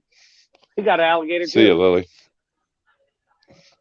Oh, he's got alligator and snapping, you know, alligator snappers and cobras and rattlesnakes and ball pythons and berms and monitors. I mean, he's got a dang zoo over there. For sure. I figured you'd make it. I'm still catching up on these comments. And I got to remember not to push the exit all the way out again. Yeah, we've had snakes do it a bunch of times. The snake will go towards the camera and all of a sudden, bloop, they're gone. My biggest snake, is either my phantom or my golden child purple possible het anthrax. Retics, proven female retics. That's the biggest. My two biggest girls are retics. I'm scared as I did. How long are they, you think, on average? Yeah, I've tried. So, like, they have this app apparently that, like, you can take a picture and, like, you do the lines or whatever, and it's supposed to give you an estimate. Put something in the picture to reference or something Yeah, it didn't work out. Like, the snake was around me, so I couldn't get to the other. Like, you're supposed to have it stretched all the way. Well, instead I had, like, the snake here and then wrapped around me and then in the floor and then up here. So it didn't work out too well. And it's impossible for me to get like most of the shed, it'll like come off in bigger pieces, but it'll still be broken up. And, you know, shed stretches.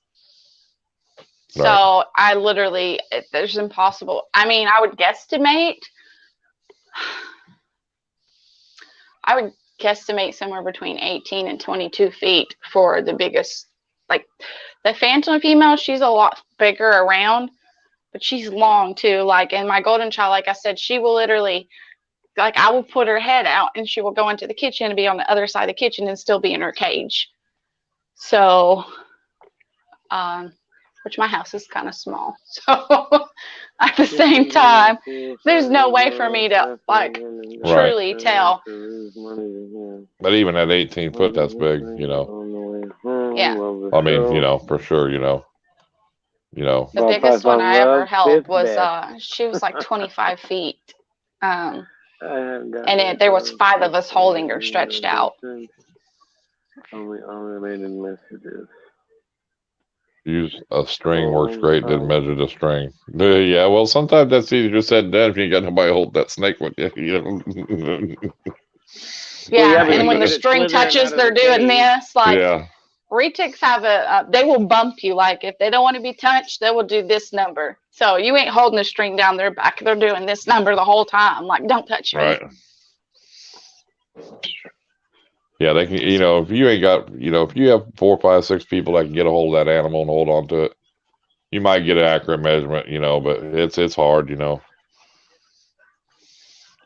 Or if you just could have it, let it get out and go along. That's why it's called snake wrangling. Well, no, but I mean, if you had like a wall long enough wall where it could just all stretch out and be moving, you could kind of get an idea about, hey, that's about 20 foot or whatever, but I mean, I'll smash that like button. I'm pretty sure, like, even from like my longest hallway into my like living room, I'm pretty sure she would stretch out past that. And then my luck, like when I try to get them to stretch out, then they start going up my walls, literally. Right. So they were going up my walls. Gay. Welcome. And like get all my crown molding and stuff, like crawling around.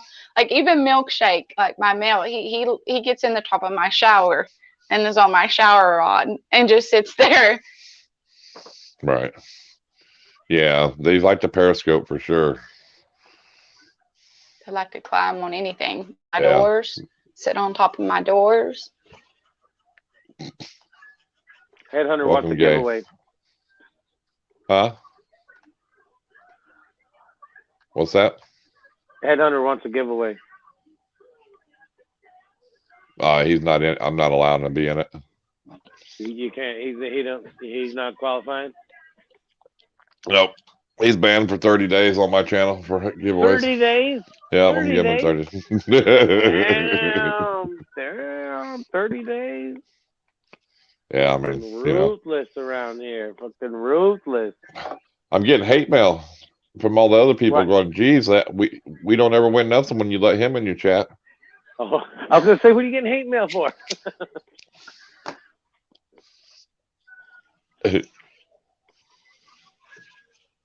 I don't know this YouTuber. What many? How big snakes this woman? How many big snakes does this woman have? How many? 11. Or 12. She's not sure. She said right around 11 or 12. Yep. I got 2 little ones, so. 2 babies, so 9 big snakes. More than you have, HillJack. He's got a couple retics and berms and a big monitor. Alligator. Yeah. Raccoon. Yes, you did. Sunflower pythons. So I don't have no normal animals, the whole cats and dogs thing. Because I let the retics run loose. So like the bunny rabbits, they're in the heated garage, and like the snakes get to run loose in the house. So I can't have any little animals that might be mistaken as like a rabbit or a rat or some kind of food. Right. Well, yeah, exactly. Trigger their food response or thinking they're out to eat, so. You mainly feed yours rabbits, or do you feed them? You ever feed them any pigs? I've not fed pigs, chickens, rabbits, and then sometimes rats, like if I want to get them time to clear out a larger meal and give them something smaller so they can clear their digestive system out completely. But I've not fed pigs. Welcome, Elijah. Everybody I heard says chickens, when they shit, you feed them chickens, it stinks when they shit. It's nasty. It's nasty. It's nasty. Yeah, it's very nasty. I have fed chickens. I actually fed chickens for a good while because they're cheaper. Right. But even frozen chickens, like they can still carry parasites. Like I mean, a lot of frozen feeders can. If they've not frozen long enough, you could still give them worms. Which me and you had this conversation before about worming retics. Like I wormed mine, and yeah. Yeah, it was crazy. Yeah, that was a crazy picture. I mean, I would have never thought that. Yeah, and like I mean, something about that. A lot of times, like there's a reason why they're not putting on weight good. And it's not like she had them enough to where you could see them, like when she defecated or anything. It wasn't nothing serious, but there is like just doing it. I was like, okay, I'm glad I did this because there was definitely enough that it needed to be done. Right. And I guess it is hard if you got a bigger snake to determine sometimes how much weight they are putting on, when they get big like that, Mm-hmm. But I mean, and you believe that was from feeding chickens? I think that was from the chickens, and I think particularly that was from where I got them from. Ordered from Rodent Pro, which typically I don't normally have issues, but I think that they just didn't freeze them long enough. Because like I said, I do that normally. I worm them, and I've never ever seen nothing like that one time. I was just like, whoa, ew, now I got to clean this out. Well, I literally used a dust bit, like a dustpan, like you scoop with, with your sweeper, your broom. yeah. Because that was disgusting. It was bad. That was disgusting. Yeah. And then here I am taking off enclosures so I can take that one outside and like spray it down and then spray it down and then water it down. Right. A lot of work. Yeah, I mean, because I keep my snakes in my house, so I did not want anything like no speck of anything that was left from that pile of doo-doo left anywhere. Oh, exactly. Yeah. So have you ever, I'm against feeding, and you don't feel it's good enough for snakes, like they're not good nutrition. Well, yeah, you're right. I mean, but sometimes it's hard to get, rabbits or pigs or other things too, I mean, and that was an option that people have, to feed chicken, but I mean. I usually change it up, And yes, this thing may have more protein and but I like in the wild they eat different things, so I usually change it up.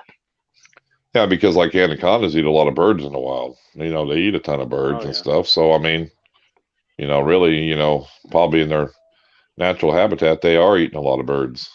Man, reticulated pythons are they're up in the tree, so they're probably eating a lot of birds too. Right. Exactly. So variety is good for sure. Yeah. Oh, exactly. Now, granted, chickens are not flying birds, so they're a little nastier, but you're hungry? Yeah, I want some. He's on now. I did feed chicks to my anaconda, yeah. Oh. Give me a minute. Nice rats and chicks. Okay. Dylan from These Balls says they're actually very lean, and a big part of their natural diet is poultry, especially when young. That goes for burms, retics, and annies. All right. It's all right. They have some very nasty poo-poos, though. And it's like the feathers are very hard to clean up because they don't digest all the way. That's what Dylan said earlier in one of his live streams. He goes, it stinks and they don't digest feathers. Yeah, the feathers are a pain in the butt to clean up. So, brown turds from that's what most people see with ball pythons because they digest the rat, like the fur. Okay, well, when it comes to chickens, you get big wads of feathers coming out, and it stinks really bad, really bad. And with ambient heat, it just makes it even worse because then the whole, it just cooks that smell. Right. Yeah. Nasty. It's disgusting. Yeah, I mean... only ball pythons are up for so much variety. Yeah, that's true. They're pretty picky. And I know people now just going straight to pigs, El San Diego Pythons is selling pigs now. And I think Slither now does pigs. They sell feeders. And then there's some other places selling them. So, which is, ice cream. And if you can get pigs about the same price you can rabbits, why not? Or just breed your own rabbits. Right. The second. Yep. And he said, the second you open the door, that smell. I usually smell it before I get in there. I love the smell of hot snake poop. I was like, yep, another good day. Disgusting. And with those big girls, if they fart, you can hear it through the whole house. So you ain't got to open a door. You can hear it through the whole house. My little boy will be like, Mom, what's that? That's a snake farting. Yep. Patrick's Reptiles. Welcome. Welcome. Welcome to the Iron Animal Show. Welcome to the doghouse. Yep, there you go. Gotta love Carpie says Brady could eat a small pig. Oh yeah. She's from Australia. Goddamn pigs and shit. Well, they're not big that's what pig. sucks because they can't have like ball pythons and berms and stuff like that over there. I mean, they can only have what's local to Australia. So. But carpet pythons, some of them get pretty big. Show. Well, yeah, they get pretty good size. Yeah. I want to feed like a goat, like a decent sized goat. I've seen a guy feed 2 goats. Yeah. 2 baby goats. Yeah, to his retic. His neighbor had something, stillborn or whatever it was, but that dingo dinkerman or whatever his name is has all the venomous. Dingo. Yeah, he fed like what 1 or 2 rabbits or a rabbit first, and then they ate the 2 goats right after that. I mean, that thing ate all of it. Oh yeah, it's big. What's up, State 48? How you doing? 13 feet now. Yeah, that's big. God, that's decent size. Everybody, goats are cheap. Great. State 58, thanks for coming to the stream. Yeah, you can get goats cheap around here. Like you go to a little, auction or when they're babies or whatever. Still crack, man. We're all talking about these little animals. Let's pick out some goats. Get some chickens. Throw in a couple of them. Throw in a couple of them other things too. Goats and chickens and rabbits. Fuck it. Well, just get the neighborhood cats and dogs too and take care of all that shit at once. Oh no, they have too many parasites. Yeah, that's true. But I like them fighting goats, the ones you go up and you just scream and they just freak out and fall over. See, it doesn't be perfect. You can put it in there. You wouldn't even have to euthanize that. Just lay down. Scare it, and then the snake would come up and wrap it up, and you'd be all right. Like it would just lay down, and the snake wouldn't know it was in there, and it'd just be laying there like this the whole time. Every time it got up and seen the snake. Get up, move. And the snake would be smelling it, looking around, and as soon as I get around, they're striking at me. Because they're smelling the goat, but they're licking at me moving. Yep. Every time the goat seen the snake, it'd fall over scared, so that'd be funny. Hell, if anything, it'd be a good video if it didn't even, sell something. So. Well, yeah. Those are like cute, a little though. Guy, he's playing dead and shit, like drop over sideways. Like even the rabbits, like I get it. I have the ones I let myself get attached to, but the other ones I'm like, okay, I can't pet them because then I won't want to feed them. Right. Like I have my pet rats and I have my feeder rats because I get attached to them. Yeah, they're funny. So I had a question asked if you ever think about getting venomous. So I would like to, but not while I have a little one in my house. And we have to have, you have to have a permit where I'm at. I think you have to have a permit and a license. But with my little boy, I wouldn't. Right. Now maybe when he gets older, and out of my house, but. Because like the retics, they're out of the cage, they're fine. He can pet them and play with them. They're not going to, hurt him. Right. And then when they're in the enclosures, they're locked. He can't get in there. I don't know. I'm a protective mommy, I guess. But eventually one day I would like to, but I probably won't be in Tennessee when I do it because the venomous is they're really strict on those here. Well, no, I think that makes perfect sense, where. Hell yeah. I mean, you got little kids running around, most people, it's not good with it, I mean, because anything could happen, but, when, I think that's smart for anybody, Yeah, usually what you don't plan for is what happens. Yeah, because, people have kids and their kids like to play with their snakes or whatever. They get accustomed to it. They're just, and my kid is taught not to fear them. He doesn't fear. I mean, he's been bit by full-grown adult female ball pythons, and he don't care. He'll stick his arm right back in there and pick them up. Right. He's not afraid of them. But that's the way I taught him to be too. Like I don't want him to grow up being afraid of them. Exactly. But I have taught him also. Like I've shown him pictures. Like, okay, you see the shape of this head. You don't pet a snake that has a head shaped like that. Right. Because it's not like mommy snakes. Mom. Exactly. Well, that makes sense, though. I'll get you a Pop-Tart in a minute. She's after my own heart. I love Pop-Tarts. Love them. They're tasty. He said chocolate milk, and now it's Pop-Tart. If you have a lot of reptiles. And a Pop-Tart? Yeah. That's some shit right there. So if you could only have one reptile the rest of your life, what would it be? Well, that's a pretty no-brainer, I think. I really like my retics. Yep. They're really, really smart and inquisitive. I mean, I love my ball pythons too, but they're just so smart. Retics are like, you know, like I hope my little pet rocks are fun. They sit in your lap and they might crawl around a little bit, but right. They're a lot more timid too and scared. Retics are not like going to poke their head back when you know they're more inquisitive and they're a little more ballsy. Exactly. Yep, they're not a pet rock. Exactly. Yeah. Besides retics, what would be your next favorite species? A snake or anything. Whatever. Anything. I have to ponder on this one. there's some things that I like that I've never owned, so I have to so I've never had one. So can I really say that? Yeah. So would it really be your favorite species? You know.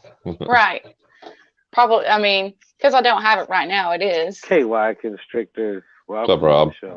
I mean, I like my ball pythons and I like my monitor. She doesn't like me, but I love her. Right. She doesn't like me. That's how that works too. They said carpets and retics are very similar actually in behavior.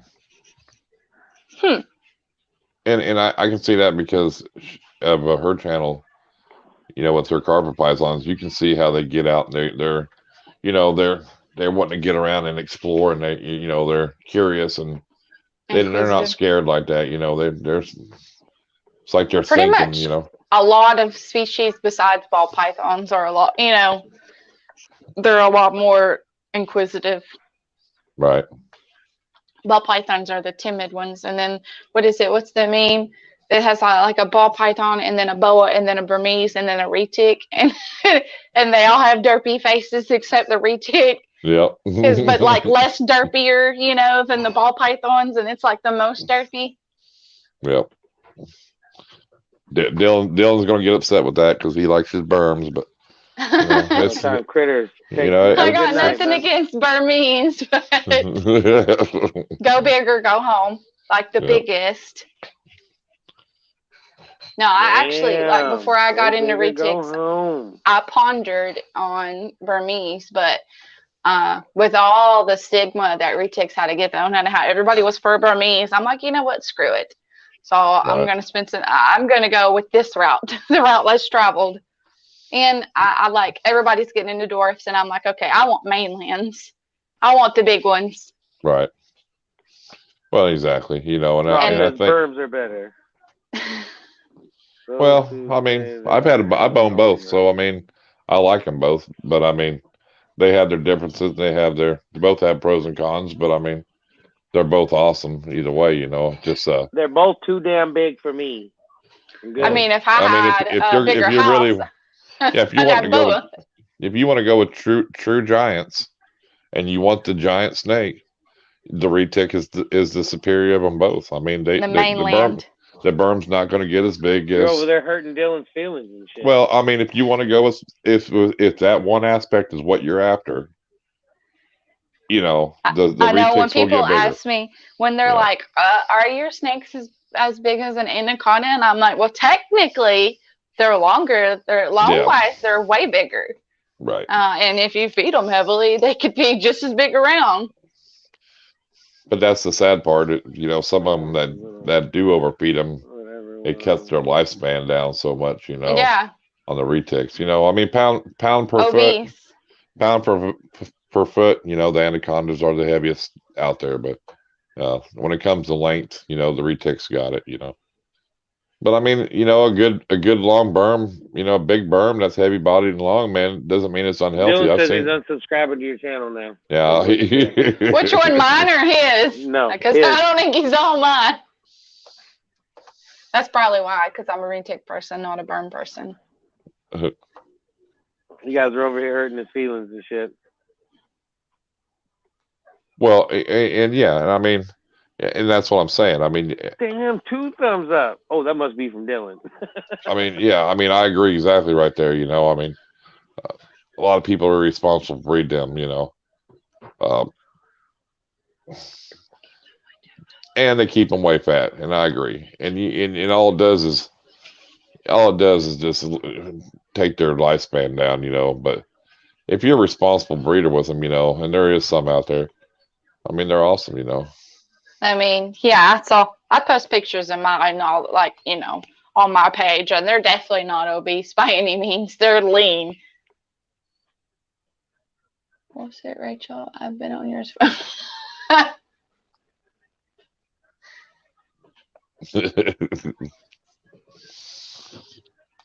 It's just, I mean, once you get a berm, I mean, it don't matter, you know, it's either a berm or retail. I mean, you're getting into the big snakes, you know, so. I just skipped, like, I thought about boa, and then I thought about Burmese, and then I'm like, you know what, let's just go for the last step. Right. And I mean, if you do it right, and, you know, I mean, and it's just trying to find the good quality genetics, you know, that's the main thing. Finding the quality and producing the quality, and then you're good, not just breeding a retic to put out babies, just to you make, know. Yeah. And there's people out there to do that, you know. And then they're having a mentor, like I said, like a good mentor that knows what they're doing. Right. And then just selling them for nothing, giving them away for free, you know. Yes, or literally auctioning them off with no reserve. I won't even go there, but there's one person that I can't stand for that reason. Produces a lot of retics, but literally auctions them off with no reserve. Just lowers, like he's just bringing the whole market down on like some very desirable more combinations out there. And literally within this year alone, he sprung a couple of combinations that everybody wanted. He sprung the prices down a lot for everybody else. Yeah, that's the downside of it, you know. But I mean, when they're breeding like that, you know, and they're selling normal retics for $100 as babies, all you're doing is flooding the market for 4 years down the road, where you're going to see a bunch of normals that nobody wants because they're too big and they didn't realize it, and they didn't. Or they're being surrendered. Yeah, because you sold them to just whoever. Yep, they're not giving, you know, mark your price up a little bit, and then people won't sit there and be, you know, because it's an impulse buy. Are they going to abuse a $2,000 snake and let it die, or this $100 snake? They're just, you know, they're not going to. If it dies, they're not going to be torn up. But if this $2,000 snake is over here dying, they're going to be a little torn up and maybe want to get help. Right. Mm-hmm. Well, you know, they're cute when they're babies, and that's the biggest thing.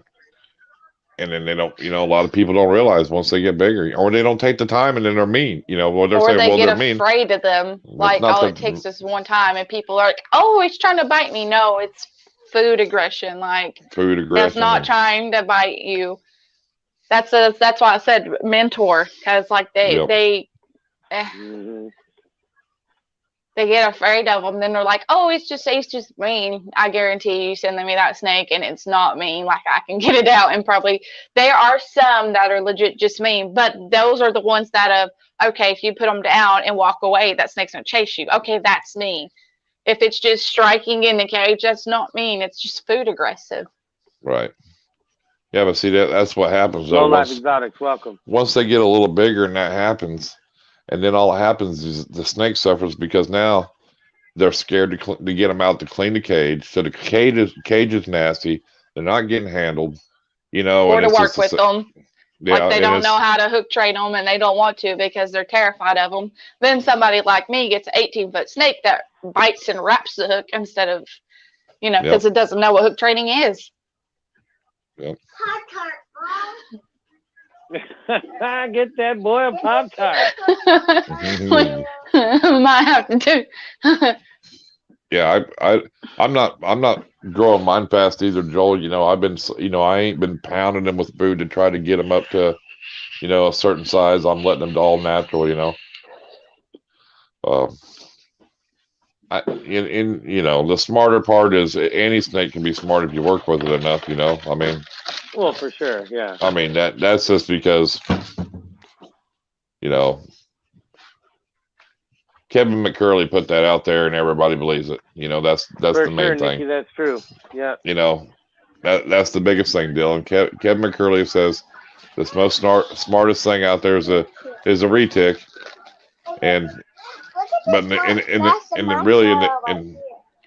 but really in all aspect, the smartest thing out there is a monitor. You know, I believe their most intelligent animal out there is a monitor.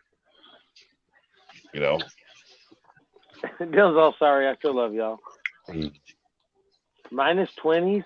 Holy shit. Yeah, thanks, Joel. 68 degrees there. 68, yeah. Nice. It was her, like her over there. She's 60-some degrees, too. It was. It's not anymore, but it was 60. You know, it was like 65, 63, something like that, 67.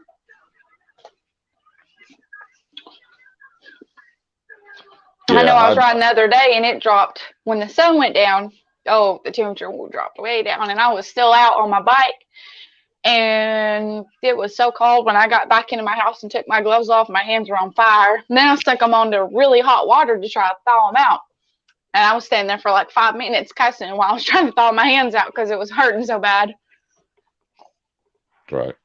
Oh, I agree, Dylan, and that's where I'm saying most people get their knowledge, you know, to be really honest with, you know, if they look at people and they take in what they say is true. But I mean, a monitor to me is probably the most intelligent creature out there, you know, over, you know, a retic or a berm, anything like that, you know. I mean, yeah, I know everybody says, you know, like you say, retics they got 4 modes and so do berms and everything else. You know, they're either sleeping, they're either, you know, they're hungry or they're, you know, I mean, it's just, it's all the same as any other snake, you know. So. My generators are on standby for sure. Oh, yeah, I'm supposed to get like a ½ inch of freaking ice.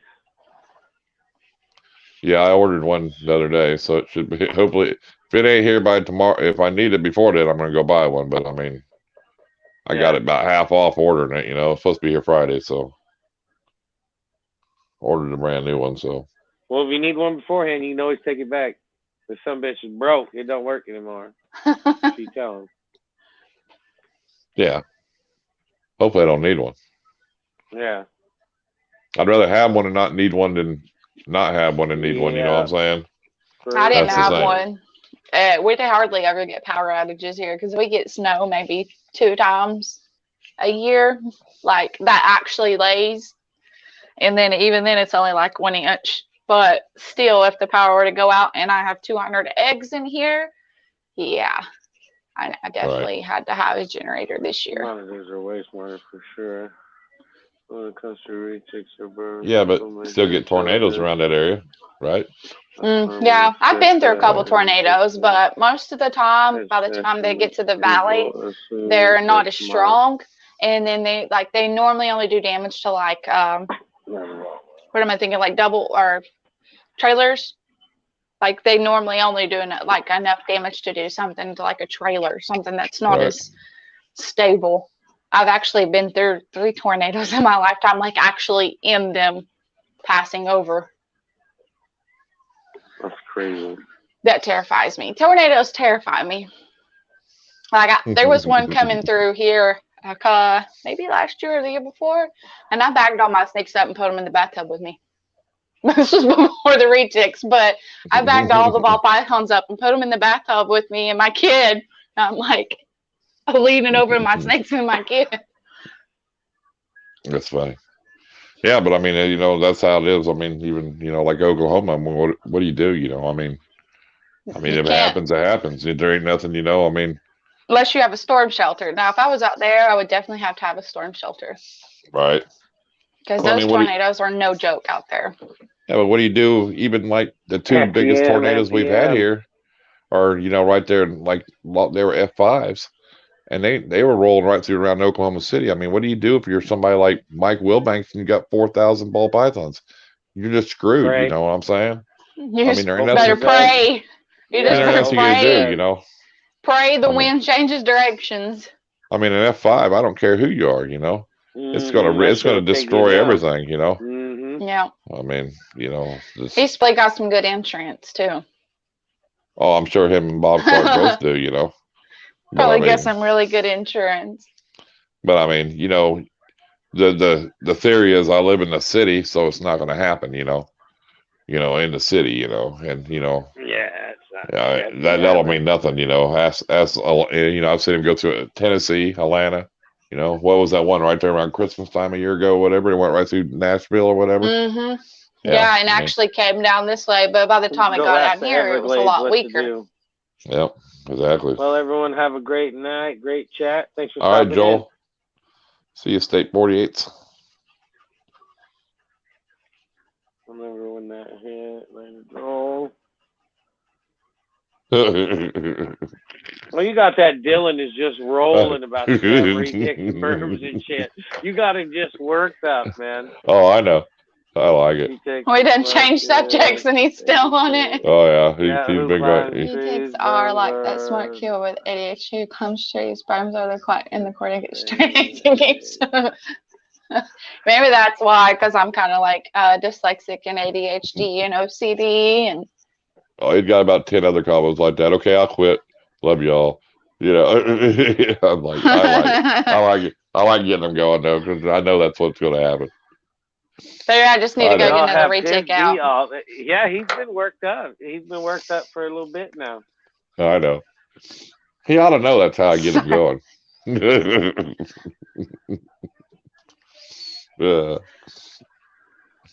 It's funny. He'll say a couple things because I can word it. You know, I can word it in a way to make Dylan think, that son of a bitch, he knows I'm Burmese. God dang it, you know. Yeah, that's why you said you're gonna make him mad because he's the Burmese guy.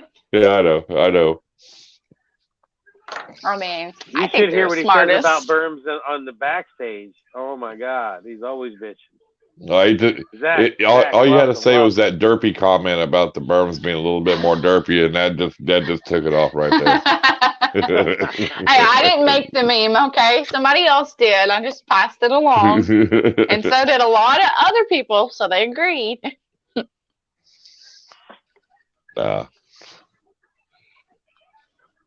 He's got some nice Burms. Be careful, Zach. I think Fitz is in here. Oh, Fitz. I like messing with him too, but no, Dylan's got some beautiful Burms actually. He's got that lab, boy, and I'll tell you what, that sucker is beautiful, you know.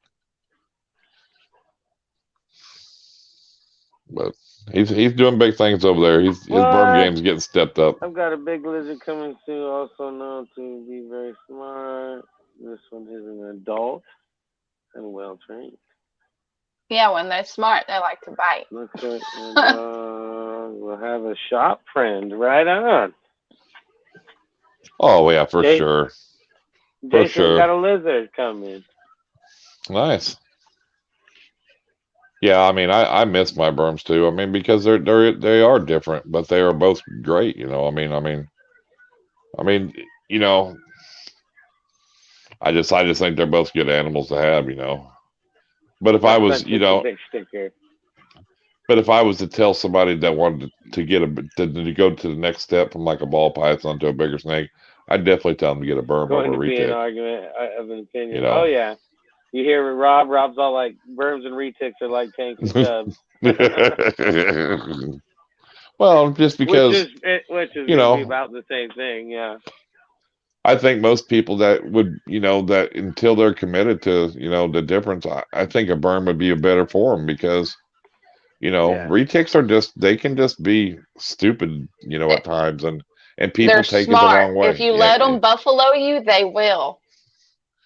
Right, and I don't think, you know, sometimes getting a big retick from somebody, if these people ain't trained, you know, and that's the thing. If you know, I've seen people that say, I've got a 14-foot retick that's completely mean. And I've seen somebody with confidence that works with reticks can go in there and handle that snake and be fine. Yeah. You know, a lot of it with any big snakes is just being confident, you know. And knowing, like, I mean, if they think they can buffalo you, they will. I mean, like, that girl took my snake cook a couple times because she's like, F you.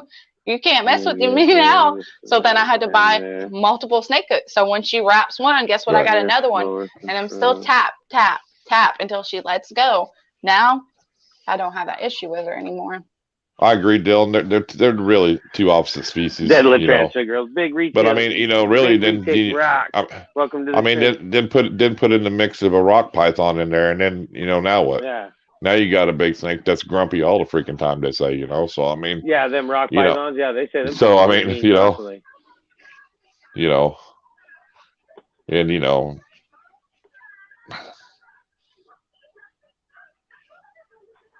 we love all snakes, so. Oh yeah. Oh, for sure. Except for the ones you can't see. Sneaky little some bitches. There we go. Big retic rock. I like them all.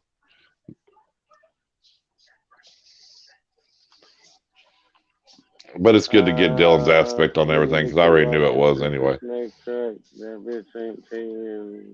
And you're right. Really, the only thing they really do have really major in common is that they're just big. Well, yeah. I mean, really, Oh, show. Does he have some Dylan? Because I've seen a couple. I've seen one or two for sale, not from him though. And they said, yeah, they had typical rock attitude, So telling to me they weren't very socialized, They were just trying to raise them, but just like you said though, the more captive bred, the better they'll get.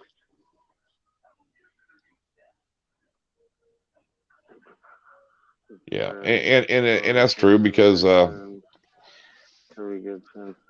It's all about it's all about just generations of breeding anyway. I mean, retics 20 years ago would just kill you. That's what they wanted to do. Yeah.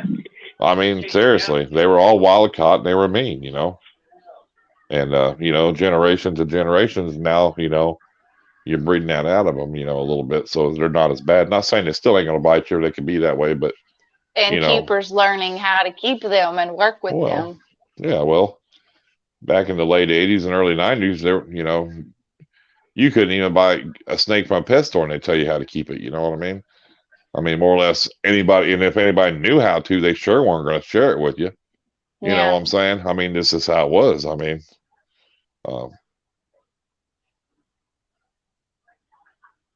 I seen a scrub python. Did y'all see that picture of that scrub python? I don't know where I seen it.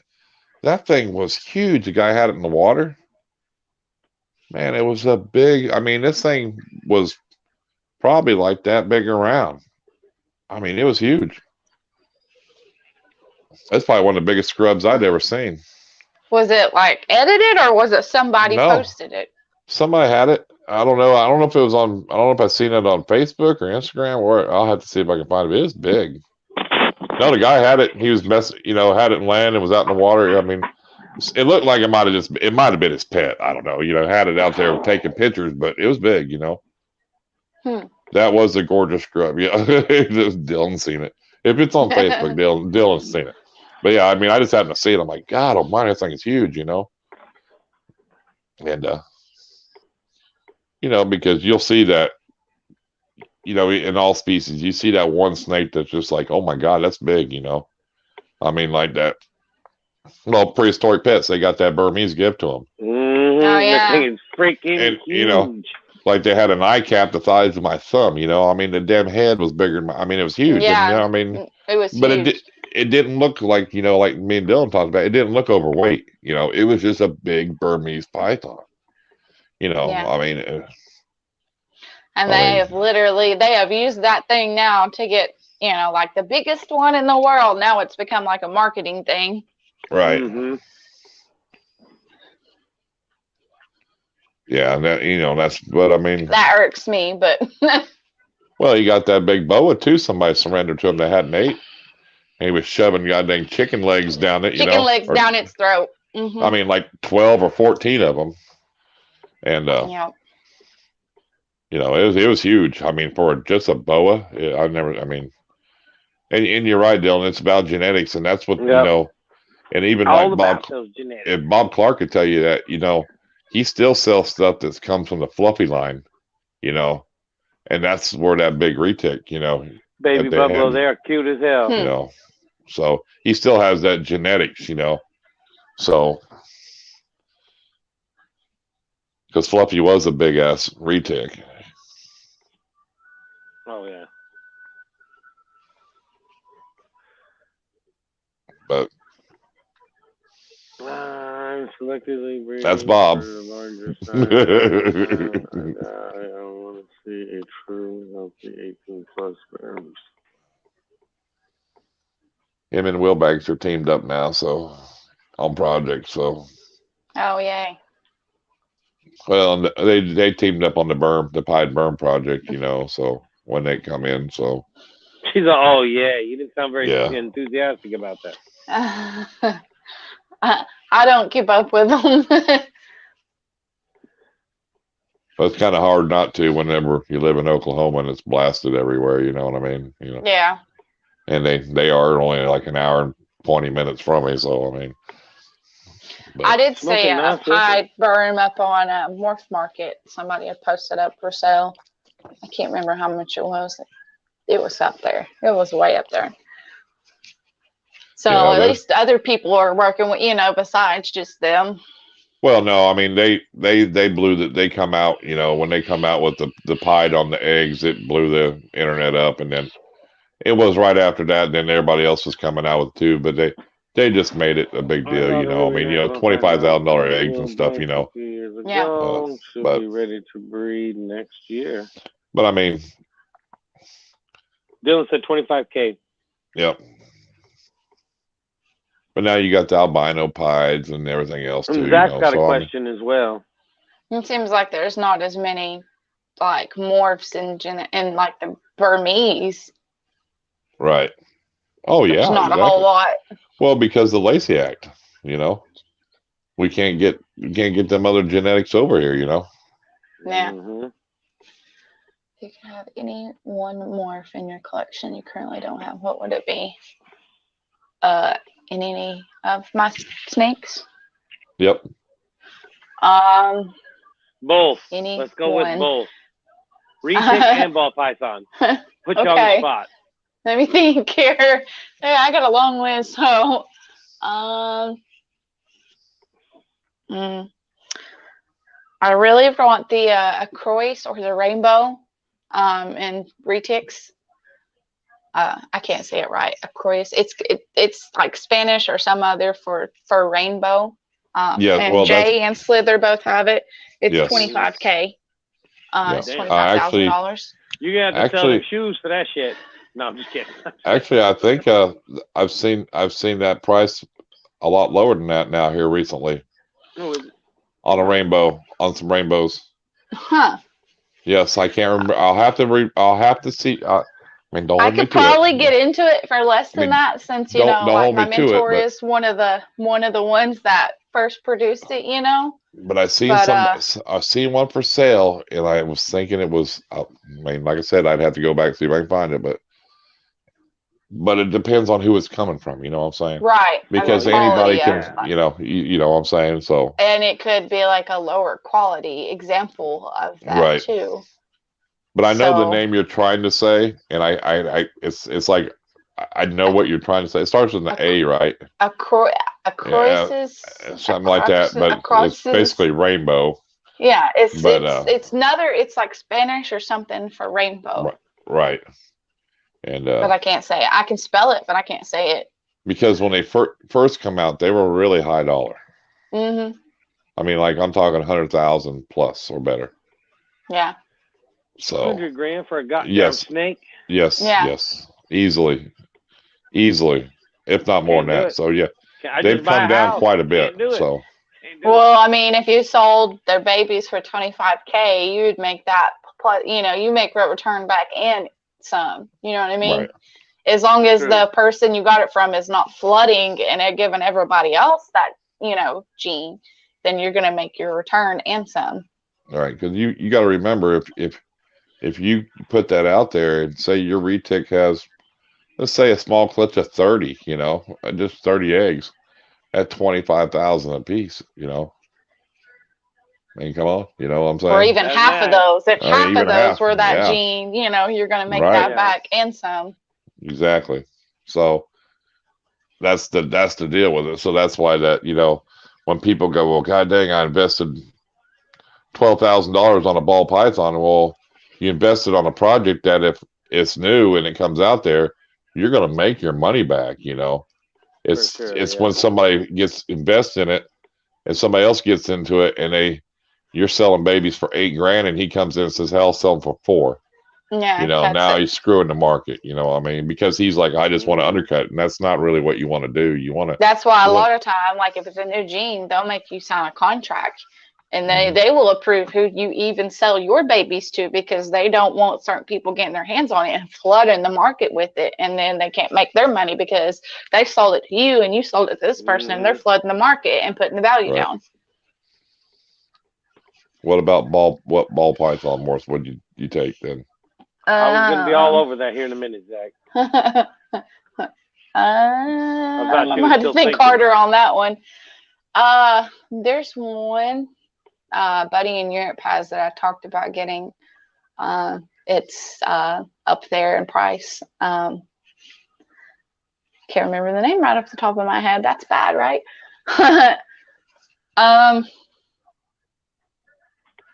can't I remember it? What do you mean up there in price? Like 4 pair of shoes, 3 pair of shoes? Like talking like 12 like grand? 5 pair of shoes.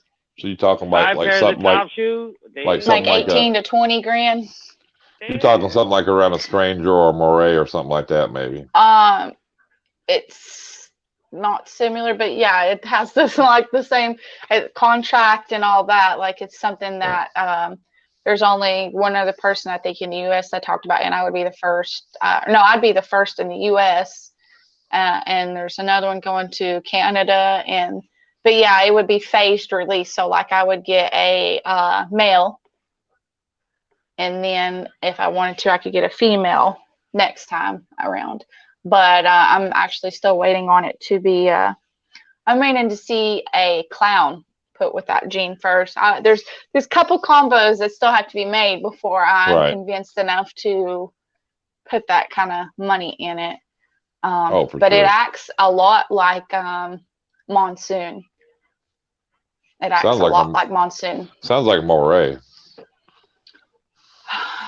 It's not that. Because you know that a Moray is IRS has that over there in the Netherlands, and it to me looks just like a Monsoon. You know what I mean? Kind of does the similar stuff as a Monsoon.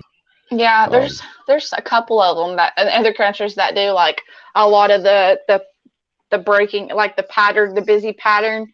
Right. And that's the bad thing, you know, like I think, you know, too, is, you know, like the hurricane, you know, somebody in another country made it. Well, somebody made a blitz here, and then you're coming out and they're the same thing, but the prices are way different. Stranger and Mahogany, Hurricane, Blitz Trick. Yep. Yeah. And then you get all these people like fighting. No, this is not the same. But yes, it is. And then you have a big price tag here and a little price tag here. So it's, you know, that's the bad thing, you know, is when stuff like that happens, you know. That's why I'm like, I gotta see this combo, and it's like I gotta see, exactly. You know, before I'm like, I mean, I liked it, but not enough to just throw everything in and say, let's go for it. Because there's a guy in Germany that gets into a lot of them new projects too, as well, you know, and you know, he's all over any new gene over there out of the country, you know, out of the States, you know, and he's actually has bought it, you know, he's bought into the Stranger and any gene that's ever been over there, and then of course he was one of the ones that got taken on the red ball. I think I remember the name of it, Bambino. Bambino. But it's not Bamboo Albino Bambino. Right, it's Bambino, like the gene. It's called that in itself. Yeah. Oh, yeah. So it hit me like a ton of bricks, but it took me a minute, but I remembered.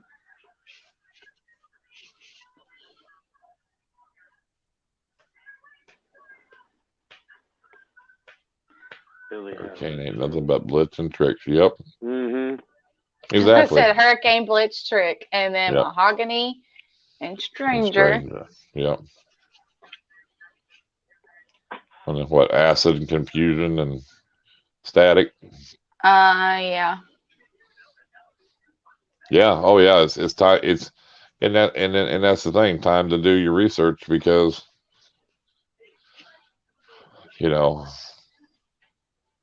Yeah, these people that buy into those high dollar, and then all these people are like, oh, that's the same as this, and then all these people are mad because they spent all this money, but they don't want to admit that it's the same because they spent this amount of money and they're trying to make their return back. But is it really that they're not the same, or are you just mad because you spent 10 grand on this and then I spent $400 on this and it's the same thing? Right. Well, and that's that piss off anybody. I'm just saying. Well, it does. I mean, yeah. But I mean, it does. But I mean, there's anybody, just it's like. I mean, they're coming out. But don't tell me it's different. Just to like sell me something, Yeah.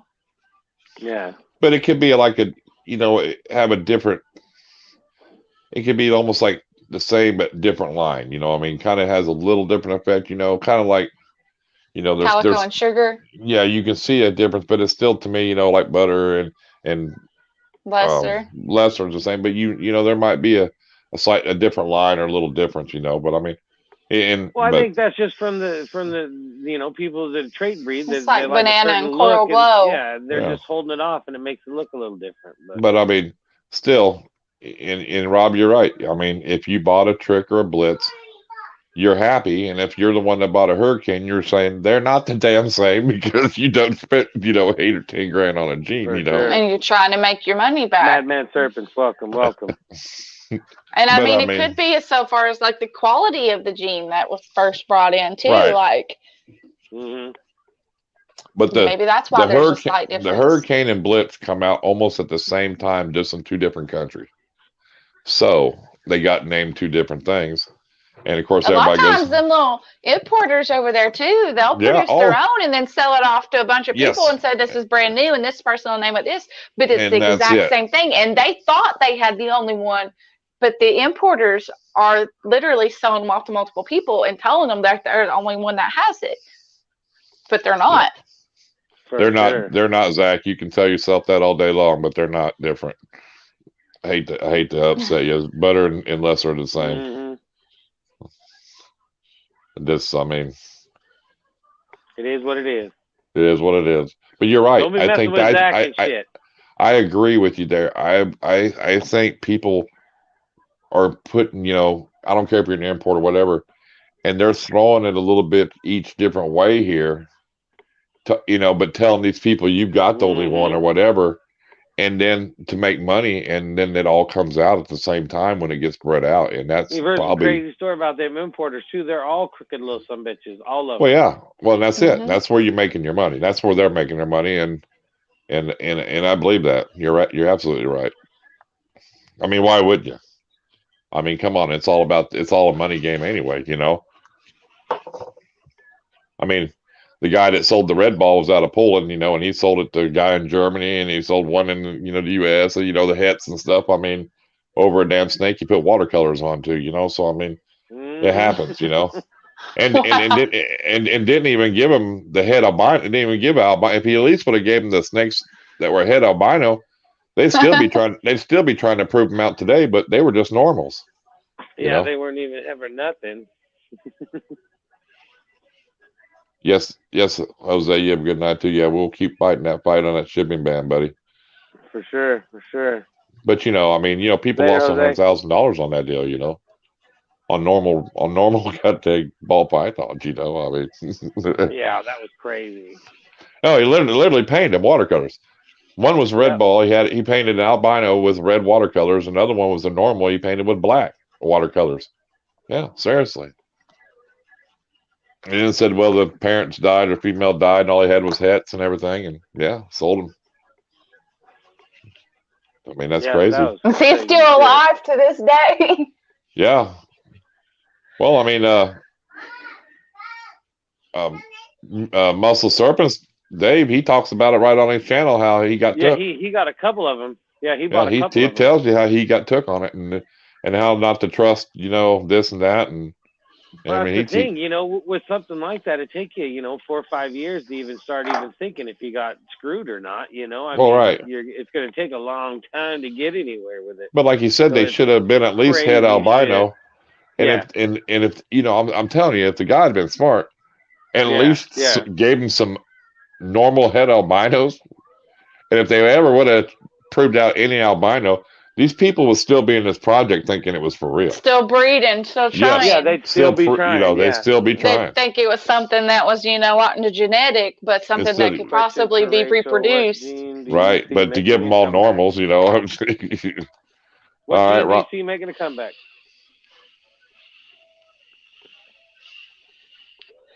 What gene do I see making a comeback?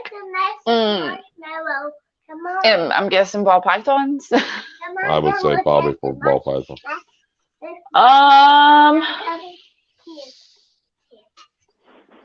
Let me think of what's underappreciated here. I mean, blackhead was underappreciated as hell, and it's making a comeback like hell. Yeah, very true. I mean, it wasn't dealt with, and nobody fucked with it until, you know, some of the higher ups got their hands on it. For sure. It's popular as crap. Why you got to use all them caps like that? Damn, Rob. He did ask the question earlier, but everybody was talking, so I didn't get a chance. You know, I mean, because I think there's so many different ones that you can say that with, though. You know, I mean. Yeah, and I haven't checked the chat. It says I've got 79 things down here that I've not read. Guess I'm afraid I'm going to go back into it and exit all the way back out again. Well, a lot of it's just like, you know, like telling Jose goodnight and everybody, you know, I mean, but I mean, yeah, I mean, you know, some people say pinstripe, some say blackhead is amazing. Well, that's the bad thing. It's not even that it's underappreciated. Not like, you know, she said earlier, all it takes is for Justin to say, "Oh, this is the gene," and then bang, everybody wants one.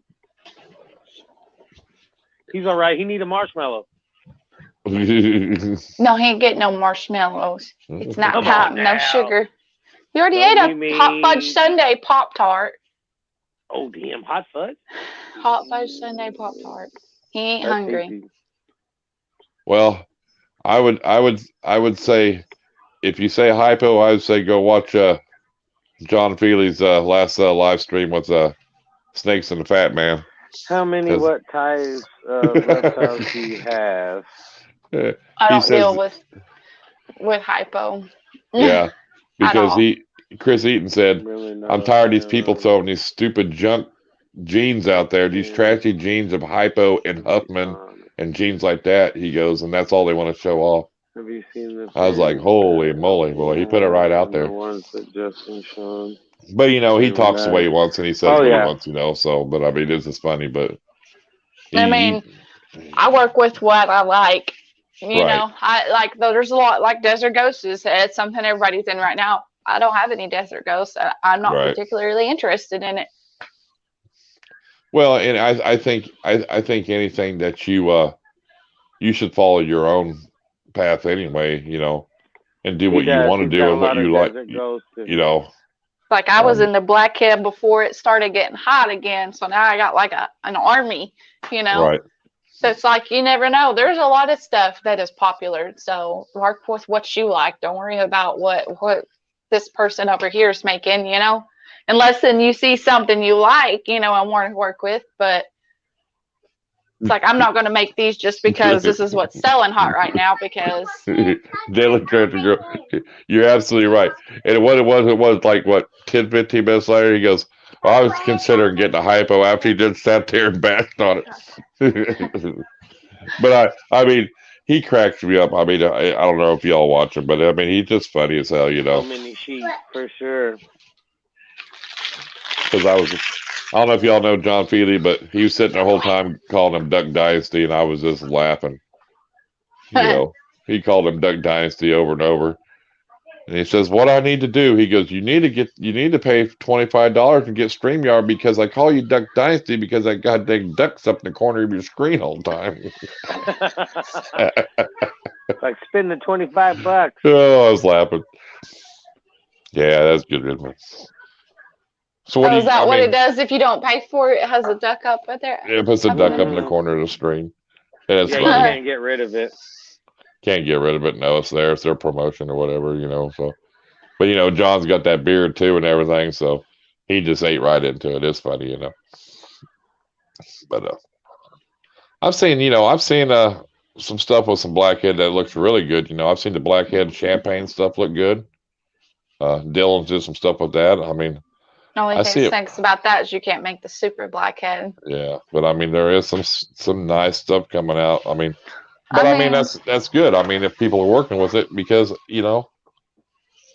I have blackhead to this girl, and I'm off the screen again. Wow. So we shall see what happens with that. Oh, that'll be a nice deal there. Yeah. She's pretty. She's one of my favorites too. She's a doll baby because of her little white snoot.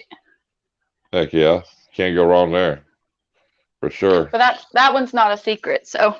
Right. Well, and I think a lot of people, I mean, they're gonna. Not everybody's gonna tell you everything they're working with, but they'll give you a few hints, and because I think you should, because like you said, you've had the blackhead stuff before it got popular, so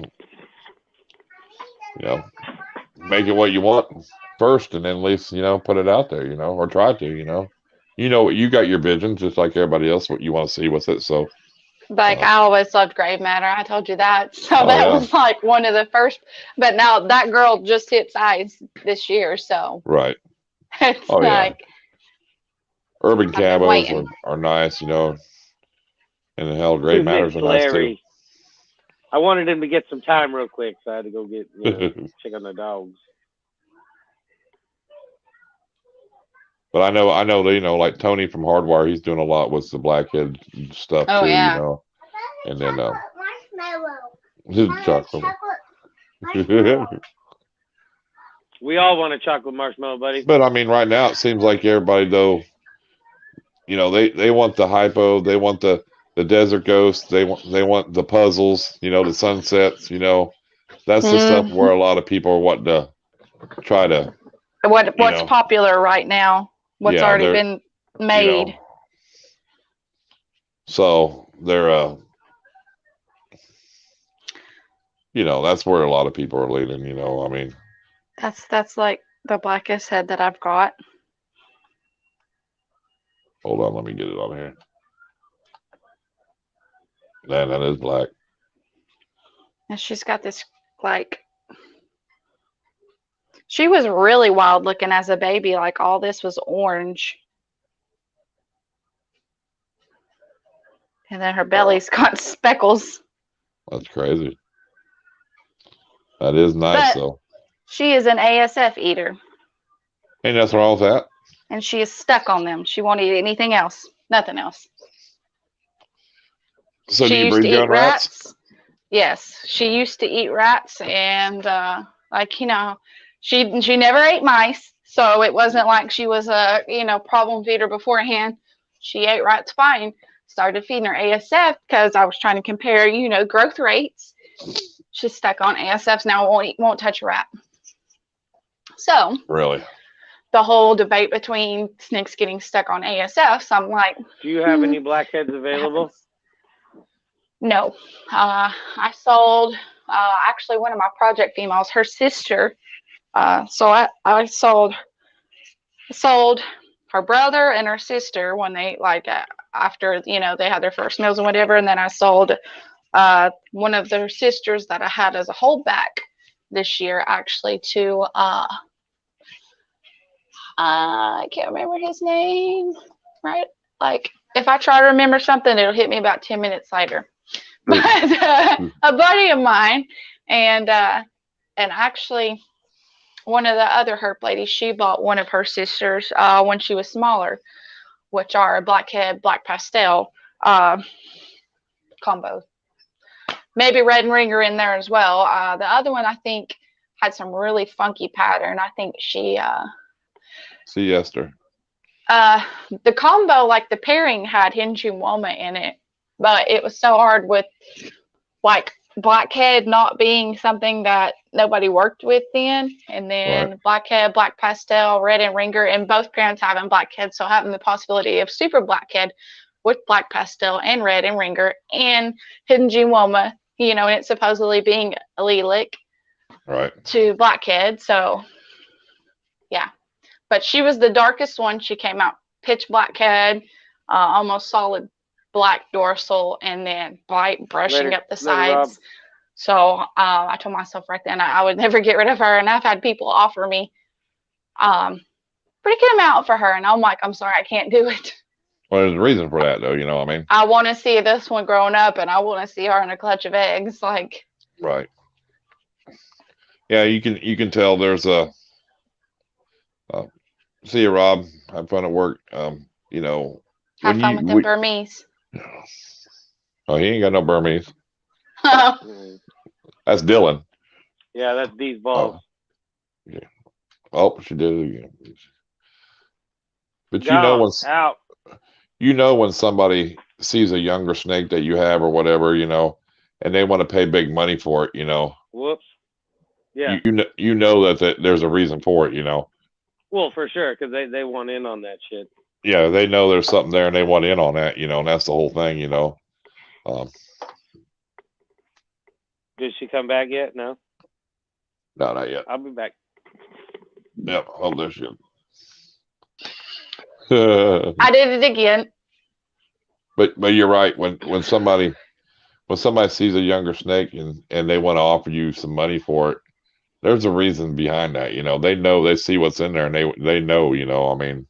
Yeah. And someone wanted to buy the whole clutch. And I'm like, yeah. Nah. Flag. I'm good. And then there was particular interest in the one. They're like, well, I'll give you that, like, for just the one. And I'm like, no. Right. You can have this male over here. Right. I think that was the first one I sold was I knew he was, he definitely wasn't super blackhead. Right. And that was what I literally held back the ones that were the darkest to grow up a little bit. Cool. Oh, yeah. That'll be awesome. Yeah. There's so much that is, I mean, untapped with that gene, you know, I mean, and a lot of genes that, you know, that you can do a lot of different things with it, you know. Mojave looks really good with super blackhead. It looks really like I have a super blackhead Mojave male. But that's literally one of the most popular ones I've seen like selling is blackhead and Mojave together, two dark genes. Right. Black pastel looks really good with it. Cinnamon. Anything that darkens it up. Right. Oh yeah, for sure. Yeah, I would say cinnamon, black pastel, any of them would look amazing with it. So. Mm-hmm. Because I mean, what is it? Isn't it super cinnamon or super black pastel or or what is it? That is what's the sandblast or makes the urban camo? Super pastel, cinnamon, sandblast, het pied. Yep. So, or you could have one, and if you got, and there's two different ones, isn't there? An urban camo, and then there's what's the other one called? Silver urban bullet. camo, silver bullet. Yeah. Yeah. So one's just lacking a super, I think it is, or whatever. Another one has the super in it, something like that.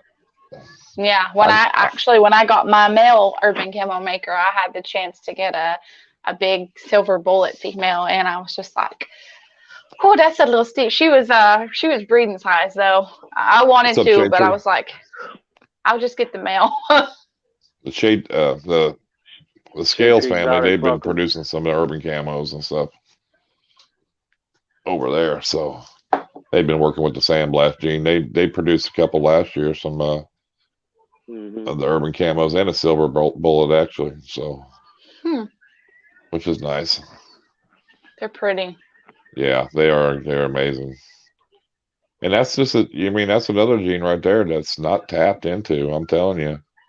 And most people don't know a lot about it. And you know, that's a good thing, I think. Work as much as you can with it, you know, because I don't see a lot of stuff with sandblast in it. There's one guy, the silver bullet is a super cinnamon pastel. Yep.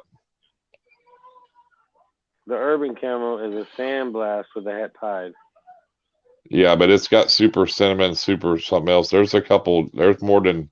There's like 4 genes in there or something like that. If you look up what a Urban Camo, Super Pastel, Cinnamon. Yeah. Sandblast, Het Pine. Yeah. The Blackhead Red Gene Inchy Butterfire is amazing combo. Like the butter. So like if you have something with butter in it and you go to breed it with something else and you come out with bells, that's my only problem with that. Just like my Super Black Camo Mojave, like I can't put him to, certain females because I'm not trying to have a bunch of bells come out. He's super blackheaded. Even though I know they're going to be blackheaded, still. But it's going to be hidden. To me, you're going to have all these hidden genes in that bell again, Yeah. And I'm not trying to make, I will make bells, but bells are normally bought as pets. Right. Because not a lot of breeders want to put those genes because then they have to be selective about what they breed it to. Exactly.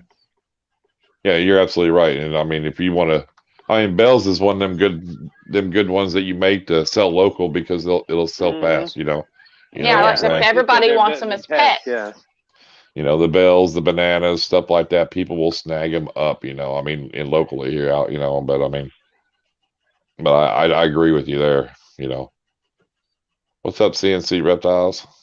Just like that Blackhead Russo girl, I got to watch what I put to her. Because Russo, I'm not trying to make a bunch of bells. Russo pies are nice. Oh, yeah? Yep. But, you're right. You're right there. You get the Super Russos or stuff like that. It's hard to put them in the combos you want to do, You might as well just produce them for a white snake. Or go for something else that I didn't think of, which probably will look cooler because nobody thought of it. Right, exactly. Like a Sandblast Blackhead Russo. A Sandblast Cinnamon Blackhead Russo. Right. Oh yeah, exactly. So many different combinations out there that it's insane, Oh, for sure. Blackhead Leopard Inchy Het Red Exotic is on my to-do list. I've seen some Blackhead HRAs, Blackhead HRA Pastel. But yeah, Blackhead and Leopard look good together. Anything with leopard looks good with it. That's just it. Anything with leopard looks good. That, yeah. Oh, that's my favorite. I do like gene. leopard. That's probably my favorite gene. One of my favorite genes is leopard. Oh, you would love my clown mount, my leopard lesser blade clown, my King of Hearts. Oh yeah. And so I made the mini me to him out of a first time mom this past year. She only laid 3 eggs, and out of 3 eggs, she laid literally a blade clown and then like a non-visual het clown, and then she laid the leopard lesser blade clown. She literally made a mini me to him, the most expensive snake that I made this year out of a first time het clown, pastel het clown mom. That's awesome. Blackhead butter and leopard pinstripe. Heck yeah. Nice. I made a blackhead cine pin this past year.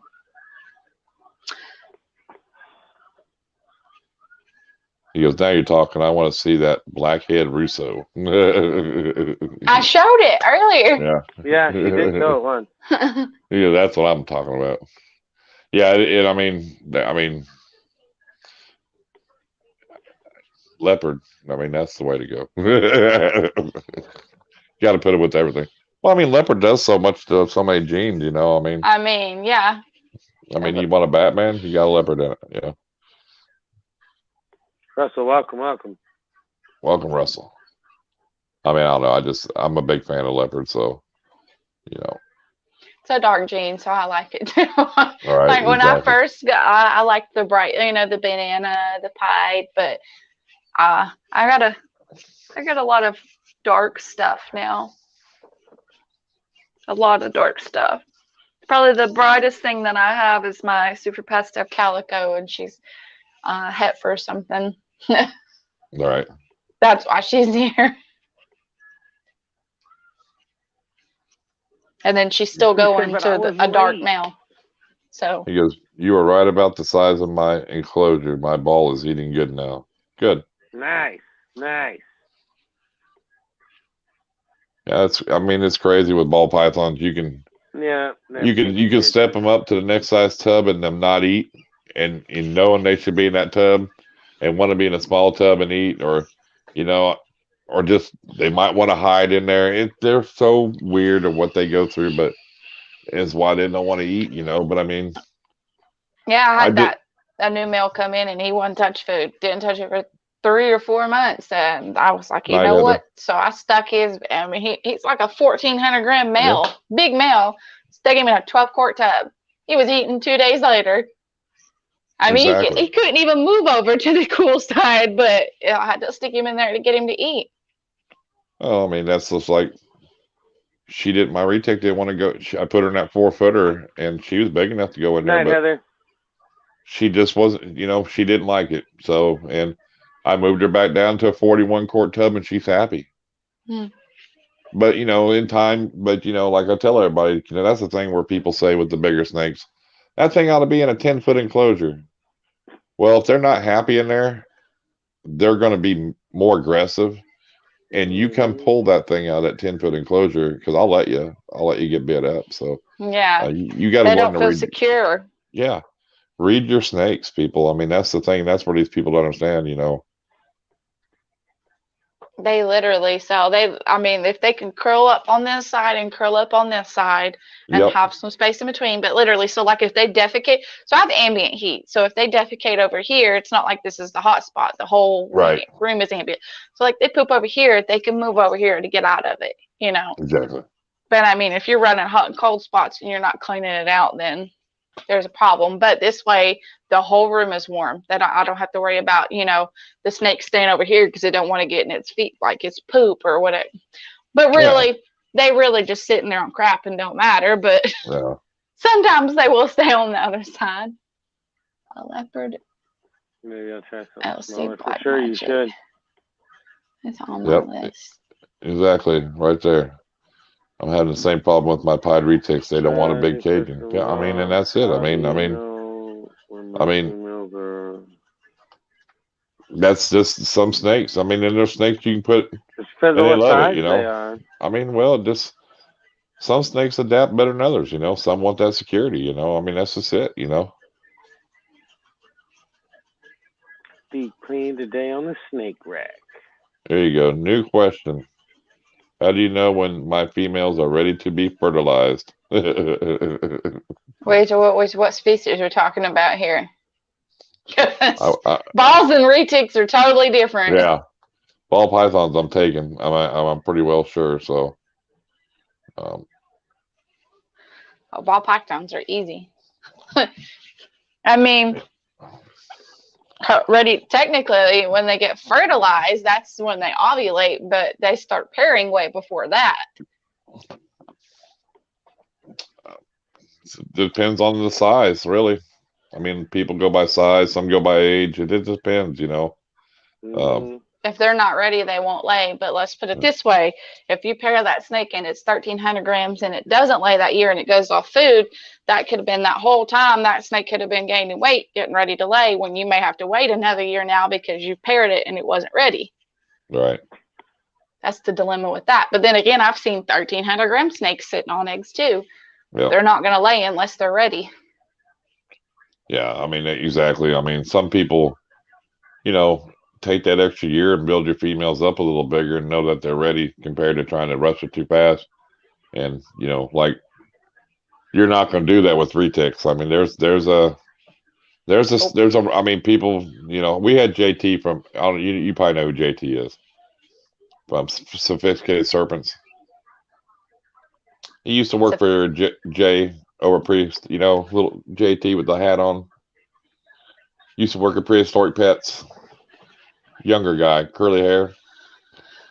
Anyway, he worked there for a while, and he's doing his own thing. He's a younger guy, and we had him on here, and he said, "I don't breed nothing." He goes, "You wait till they're 4 years old at least."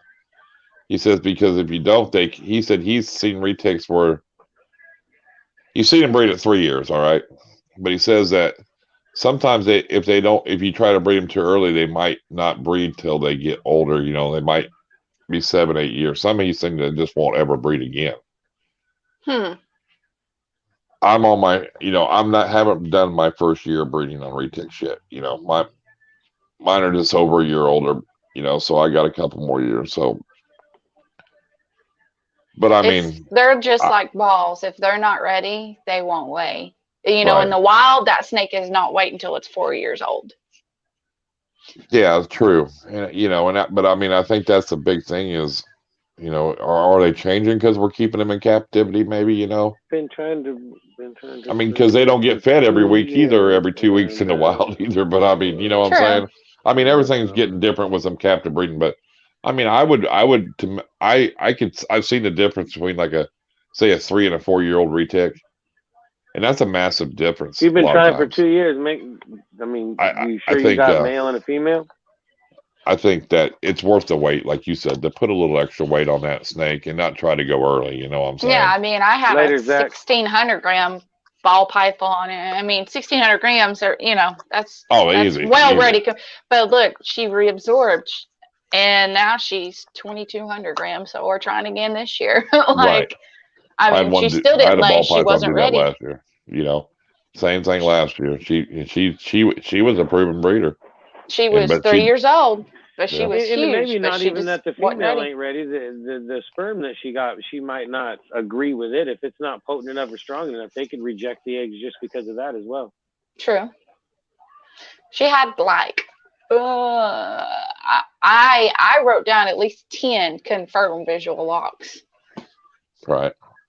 So yeah, I mean, Russell. I mean, if you're pairing her, are you seeing visual locks? Yeah, so I write down every pairing, and then I also write down when I see visual, like when I know 100% they've locked, I'll mark that down as well. If you've been breeding for 2 years and you haven't got any yet, and you have several males and females, you got something wrong. Well, I mean, unless it's, I mean. Well, how many snakes do you have? Are you just pairing like 2 snakes, or you got 30 that are not laying for 2 years? Got several, yeah. So I don't know. Could be a heat issue. All right. Yeah. Or they're not getting fed enough, too. Like if they don't eat enough while they're in that feeding response, if they don't have enough weight. Yeah. Where did the eggs go? I thought they come out. Not if they reabsorb them, they don't. If they're reabsorbing their follicles, you're not going to get eggs. That's the thing. I mean, you know, like when we pair up ball pythons, I put the male in there and, you know, 3 days, whatever, say general. I see confirmed locks, I write it down, pull them out. I usually wait 2 or 3 weeks. I put them back in. That's my routine until I put them in there and they just don't want nothing to do with each other. Opposite ends of the tub. Yes. Then I know they're good. But, you know, I keep my temperatures. I don't have I mean, you get too high temperatures, it's gonna hurt the male sperm, you know what I'm saying? So well, yeah, anything over 96 degrees and it'll sterilize. Right, but I mean, I run my stuff around 96, somewhere around in there. You know, around 88 degrees or something, you know, 89, you know. I mean, I even, you know, I drop it a degree or two. I mean, I drop mine for breeding season to get them going. But I mean, I got ambient 2 in here, so I try to keep, you know, where it's usually 85, say, or whatever, 82. I mean, my heat, it's 80, you know, whatever, maybe even 78, you know. But I mean, they still got their heat tape if they need it. But I mean, I've got it where it doesn't have to be hot, you know what I'm saying? Because I mean, my retics they spend more time on the cool side than they do the hot side. Yeah, retics actually like it cooler. Yeah. So my ambient temperature in there is 84 degrees. I mean, actually, whenever they eat, it's the only time they go to the hot side. Other than that, I mean, they like a lot of people that keep their warm side, you know, like 90, and then have their cool side being like 75. I'm like, that's too hot. That cool side needs to be at least 70 degrees. It needs to be cooler because retics actually prefer it to be cooler. Right. Exactly. Which is great because, you know, and, you know, I mean, but yeah, I mean, that's the only thing. If you're not getting no eggs, there's something up. There's something going on because a video. How long is the video?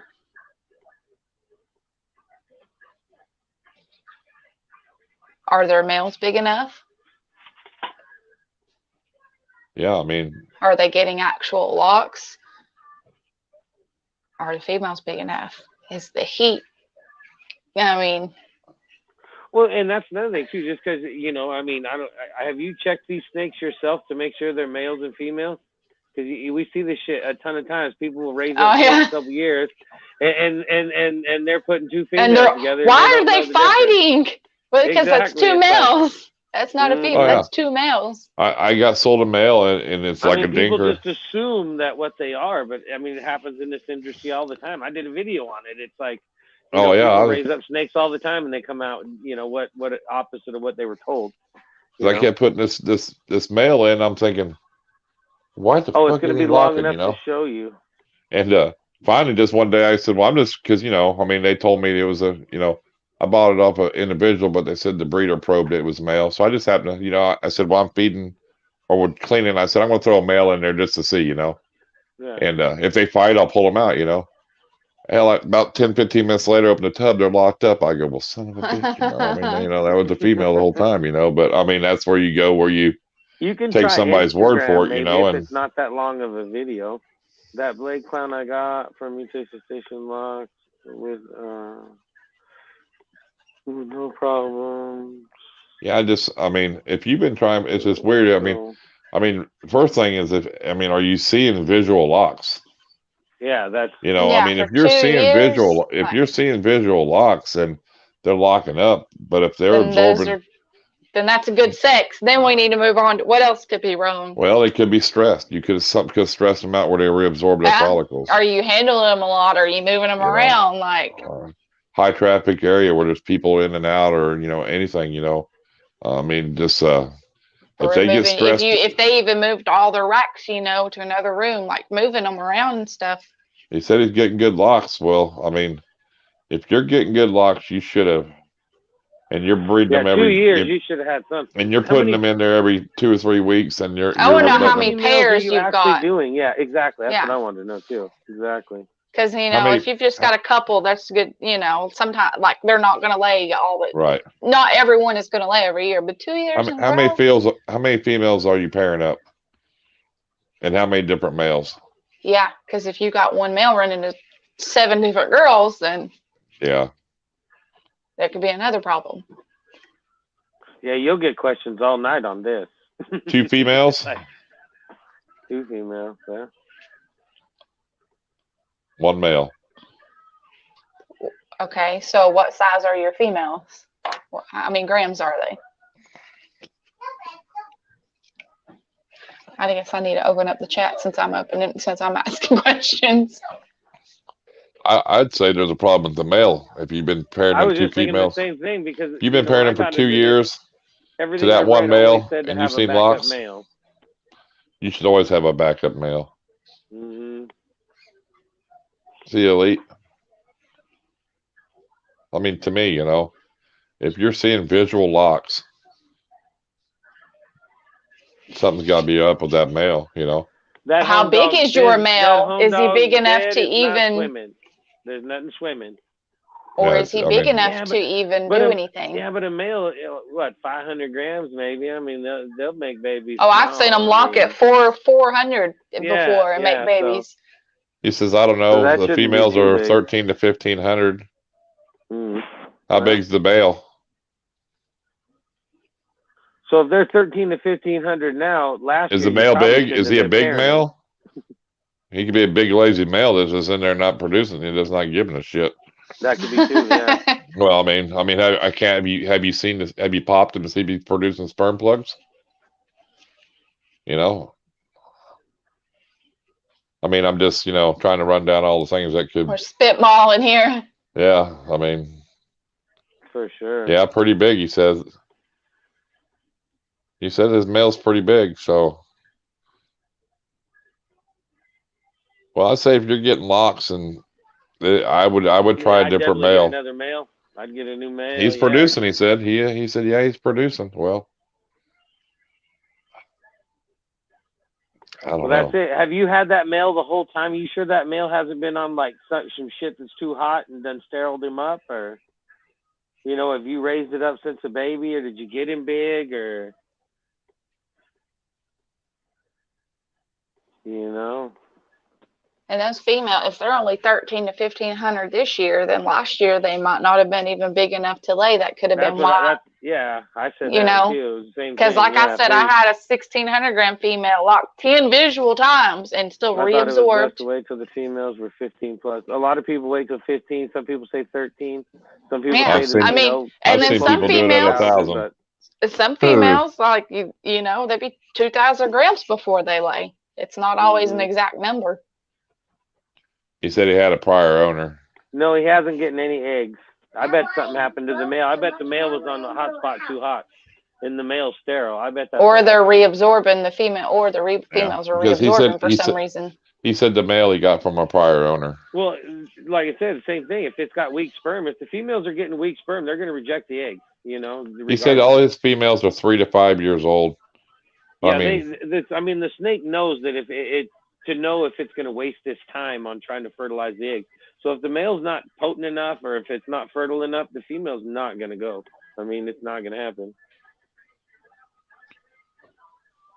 Well, she wouldn't accept it. Not necessarily. They could lock, and if she knows it's wrong, she won't even accept it. They'll just they'll reabsorb. They won't even lay slugs. Well, he says that she should still lay duds then. Slugs. No, because sometimes they reject it and reabsorb. You know, that's the thing. They don't take it. They won't ovulate. That the sperm won't travel up and fertilize the eggs. Instead, they'll just reabsorb their follicles instead of letting the sperm travel up and ovulate. Well, the only common denominator, if you got 2 females and 1 male, the first word to start is there's got to be something wrong with the male, you would think. Try another male. Yeah. I'd get another male. And then if that don't work, I would try to put some more weight on your females. And don't mess with them. Make sure your temps are not going higher than 93. Yeah, I mean, kill the sperm. That's the thing, you know. You buy, you know, if you got a male from somebody else and it was already established, who knows if. Yeah, you don't know what could have happened. Yeah. You know what I mean? Well, and that's the, you know, that's the whole thing about this hobby. You know, you get these, and you got to know who you're getting your snakes from, because you already get full-grown snakes, male or female. You don't know. Maybe, you know, maybe they weren't. That female might have been egg-bound at one point and never be able to lay again, and then sell them off, and then you end up with a snake that dies. You got to wonder why they're selling that shit. There's usually, I was going to say, there's usually a reason when you see something that's too good to be true. It could either be a scam, or something's happened to that snake, or it's already sick. I mean, there's usually a reason why. For sure, yeah. That animal is so much cheaper than other ones with its genetic. Yeah, I mean, there's a lot of. Well, there's 2 females and 1 male. Or you got 2 males that don't fight. Yeah. Well, he said he checked the said they're getting locks and everything. So. Yeah, dude, I would just be honest with you. I'd try to get you a different male, and go from there. You know, I mean, try that first. You know. Yeah. That's your cheapest route. That's true too, for sure. Or see if you know, if you got a buddy that's close to you that's. You could borrow a male from, you know, maybe. Yeah, even just borrow. It's good. Yep. It's good to have a backup male anyways, because if one is lazy, even if that male is lucky, I mean, even if it's good to have a backup. That way, whenever you get on into this, you have a backup. So if this male's not locking and this girl's getting ready to ovulate and you're trying to get locks in, then at least you have one you can put in that you know for sure will lock. Exactly. Yep, he says it should not be over 90 degrees on belly heat. I hold mine at 88. Yeah, especially with the 2 females and 1 male, you got to start at the male, you would think. You know, he bought an albino, but he's still a baby. Well, you might have to just wait another year. I have a cinnamon genetic stripe I hatched in 2020, and he was 5 months old and 400 grams and locked first time I put him in with a female, but he's only locking with 1 female. So, because he's smaller, he's not getting bred to multiple females. He's breeding to 1 girl once a month. Right. But I mean, he was 5 months old when he started. And the first time I put him in, within 10 minutes, they were locked. Sometimes they figure it out quick, and sometimes they don't. Right. Yeah, so, I mean. But if that other one's a male, then that's, I mean, if you've already got another male, just, start feeding him good. Yeah. It won't take any time at all. Because you can start pairing whenever he gets the size, dude. When he's good enough to go, because they don't need to be big I mean, you could start pairing up in May if you want, or April. I mean, it don't have to be today or October. Or, and this will give you time to put some more size on your females too. Right. Exactly. So, I mean, but that's just, that's just advice, I mean, that's not saying any of it's. That's our opinion of what we can help you with, because unfortunately we really can't give you a 100% correct answer, because we can't see them. Well, even to seeing them, because we just don't know, I mean it's hard, because to not been there for the last 2 years, seeing everything that's going on, and and the snake, you got it from someone before. So like, right. If it was me, even myself, if it was a snake that I had never, proven before, it would be trial and error, trying to figure out, is it the snake? Is it something that I'm doing? Is it the other snake? You just have to kind of do process of elimination. You can breed all year long. You don't have to breed from November to February. Breeding's all about temperature. It's when your female is ready, she's ready. She might be ready in March. She might be ready in June. She might be ready in October. When she's ready, she's ready. And that's just it. I mean, they say that the ideal is, yes, November to February. But you can breed, there's people that breed all year long. Have baby eggs. Have eggs all year long. I don't, like, some people, have to fluctuate the temperatures so they can trick the females per se, like in the wild, how their temperatures would be. Right. And then other people that say it doesn't even matter about the temperatures. Now, me, I lower mine and raise them back up, just like, because I mean, that's just something extra that, okay, if it does work, then I'm going to do it. Yeah, because problem with that is, if you got 100 females and you're trying to breed them all at the same time and have eggs all at the same time, that's a lot of eggs. So when people are pairing with big, they spread it out for, the time they're hatching their last clutch, they already got the next season's clutch going into the incubator. You see what I'm saying? I mean, that's just, yeah, so, I mean, I do too, and I have the kids to prove it. Yeah, I'll breed all year. Hey, don't be dogging my chair. Hey, a nice chair emoji, too. I like that. I told you that. Yeah, that's Larry. They named my chair and shit. Fucking weirdos. I used to have to go check on the dogs every now and then, Yeah, just wait till my females start cooling, then I'll start pairing others, and I don't. Yeah, it's just, it's all a learning game, and, oh, yeah, in September, I had girls wrapping bowls like crazy. I would just throw some males in there. It happens, if it don't, it don't. Get busy. A little bit of...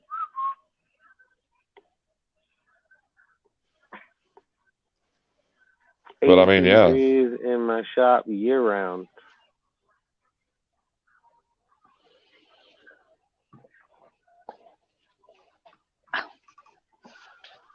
Too much bench fried, but heavy and crown pie. Well, I've kept you on here 3 hours. I'm sure you got things to do. I do appreciate you. You got to get that chocolate marshmallow. That kid's waiting. Yeah, exactly.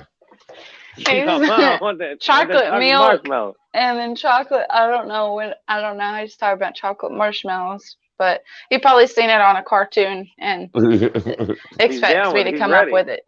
Yeah, exactly. He's seen him on a commercial. He's on. He might be asleep because he's not been in here. He was coming in here like religious. Oh no, he's not asleep. He's back. There you go. Huh? He heard you. You want milk? Chocolate one. Chocolate milk. Y'all know anything about dragons? Like what? Chocolate milk. Let everybody know where they can find you on social media. So. I'm Red Bottom Pythons everywhere. You got Instagram. Morph Market. Yeah, I have Morph Market. And it's a shoe on the logo, guys. A shoe on the logo. It's a red bottom. It's a Christian Louis Vuitton. But anyways, it's $2 on grand my. for that damn shoe too, by the way. Good Lord. Or they can be more. That was a whole nother subject. I only want to get into that again. But anyways, I think my Morph Market's on my Instagram page too. I'm pretty sure it is. Anyways. It won't be hard to find. Hey, we just know that you got Instagram, all that other stuff is under the same name, which makes it easy for everybody when it is under the same name. And nobody else has red bottom, so exactly. But no, I appreciate you coming on here, and yeah, it's been cool. It's a good time and good information, good stuff you shared with us. I love the blackhead stuff. Thank you. And, we're getting some ovulations, so that's good. It's good. Awesome. Last year was kind of early for me, early season, so this year they're making me wait. Cool. Well, when you start getting some stuff going on, we'll do it again. You can show off some of them babies. If anybody wants to, Ball Python Love is on with Venom Wonderful right now. If anybody wants to go over there. Cool. So, but thank you, and you have a good night, and everybody go subscribe. Need videos. Subscribe, follow. Then follow. There you go. Get the followers and the subscribers up. So for sure. All right, bye y'all. We'll see you. Good tonight. Right on. Yep, I'm fitting to head out too. So yeah, well, get some dinner. You got Ball Python Love is with Venom. You got a link? Now, so if anybody wants to hang out. You got a link for him or? No, well, I don't know. It's Ball Python Love. Everybody knows him. Well, there's a bunch of people in here, dude. There's like 18 people. Well, here, let me go get a link then. I'll go get a link real quick. Hold on.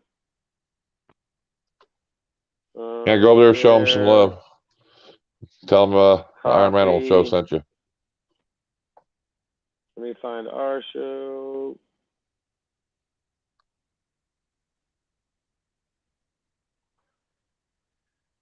Goddamn ads keep getting in the way. Yeah, watch them ads. That helps with us, our channels.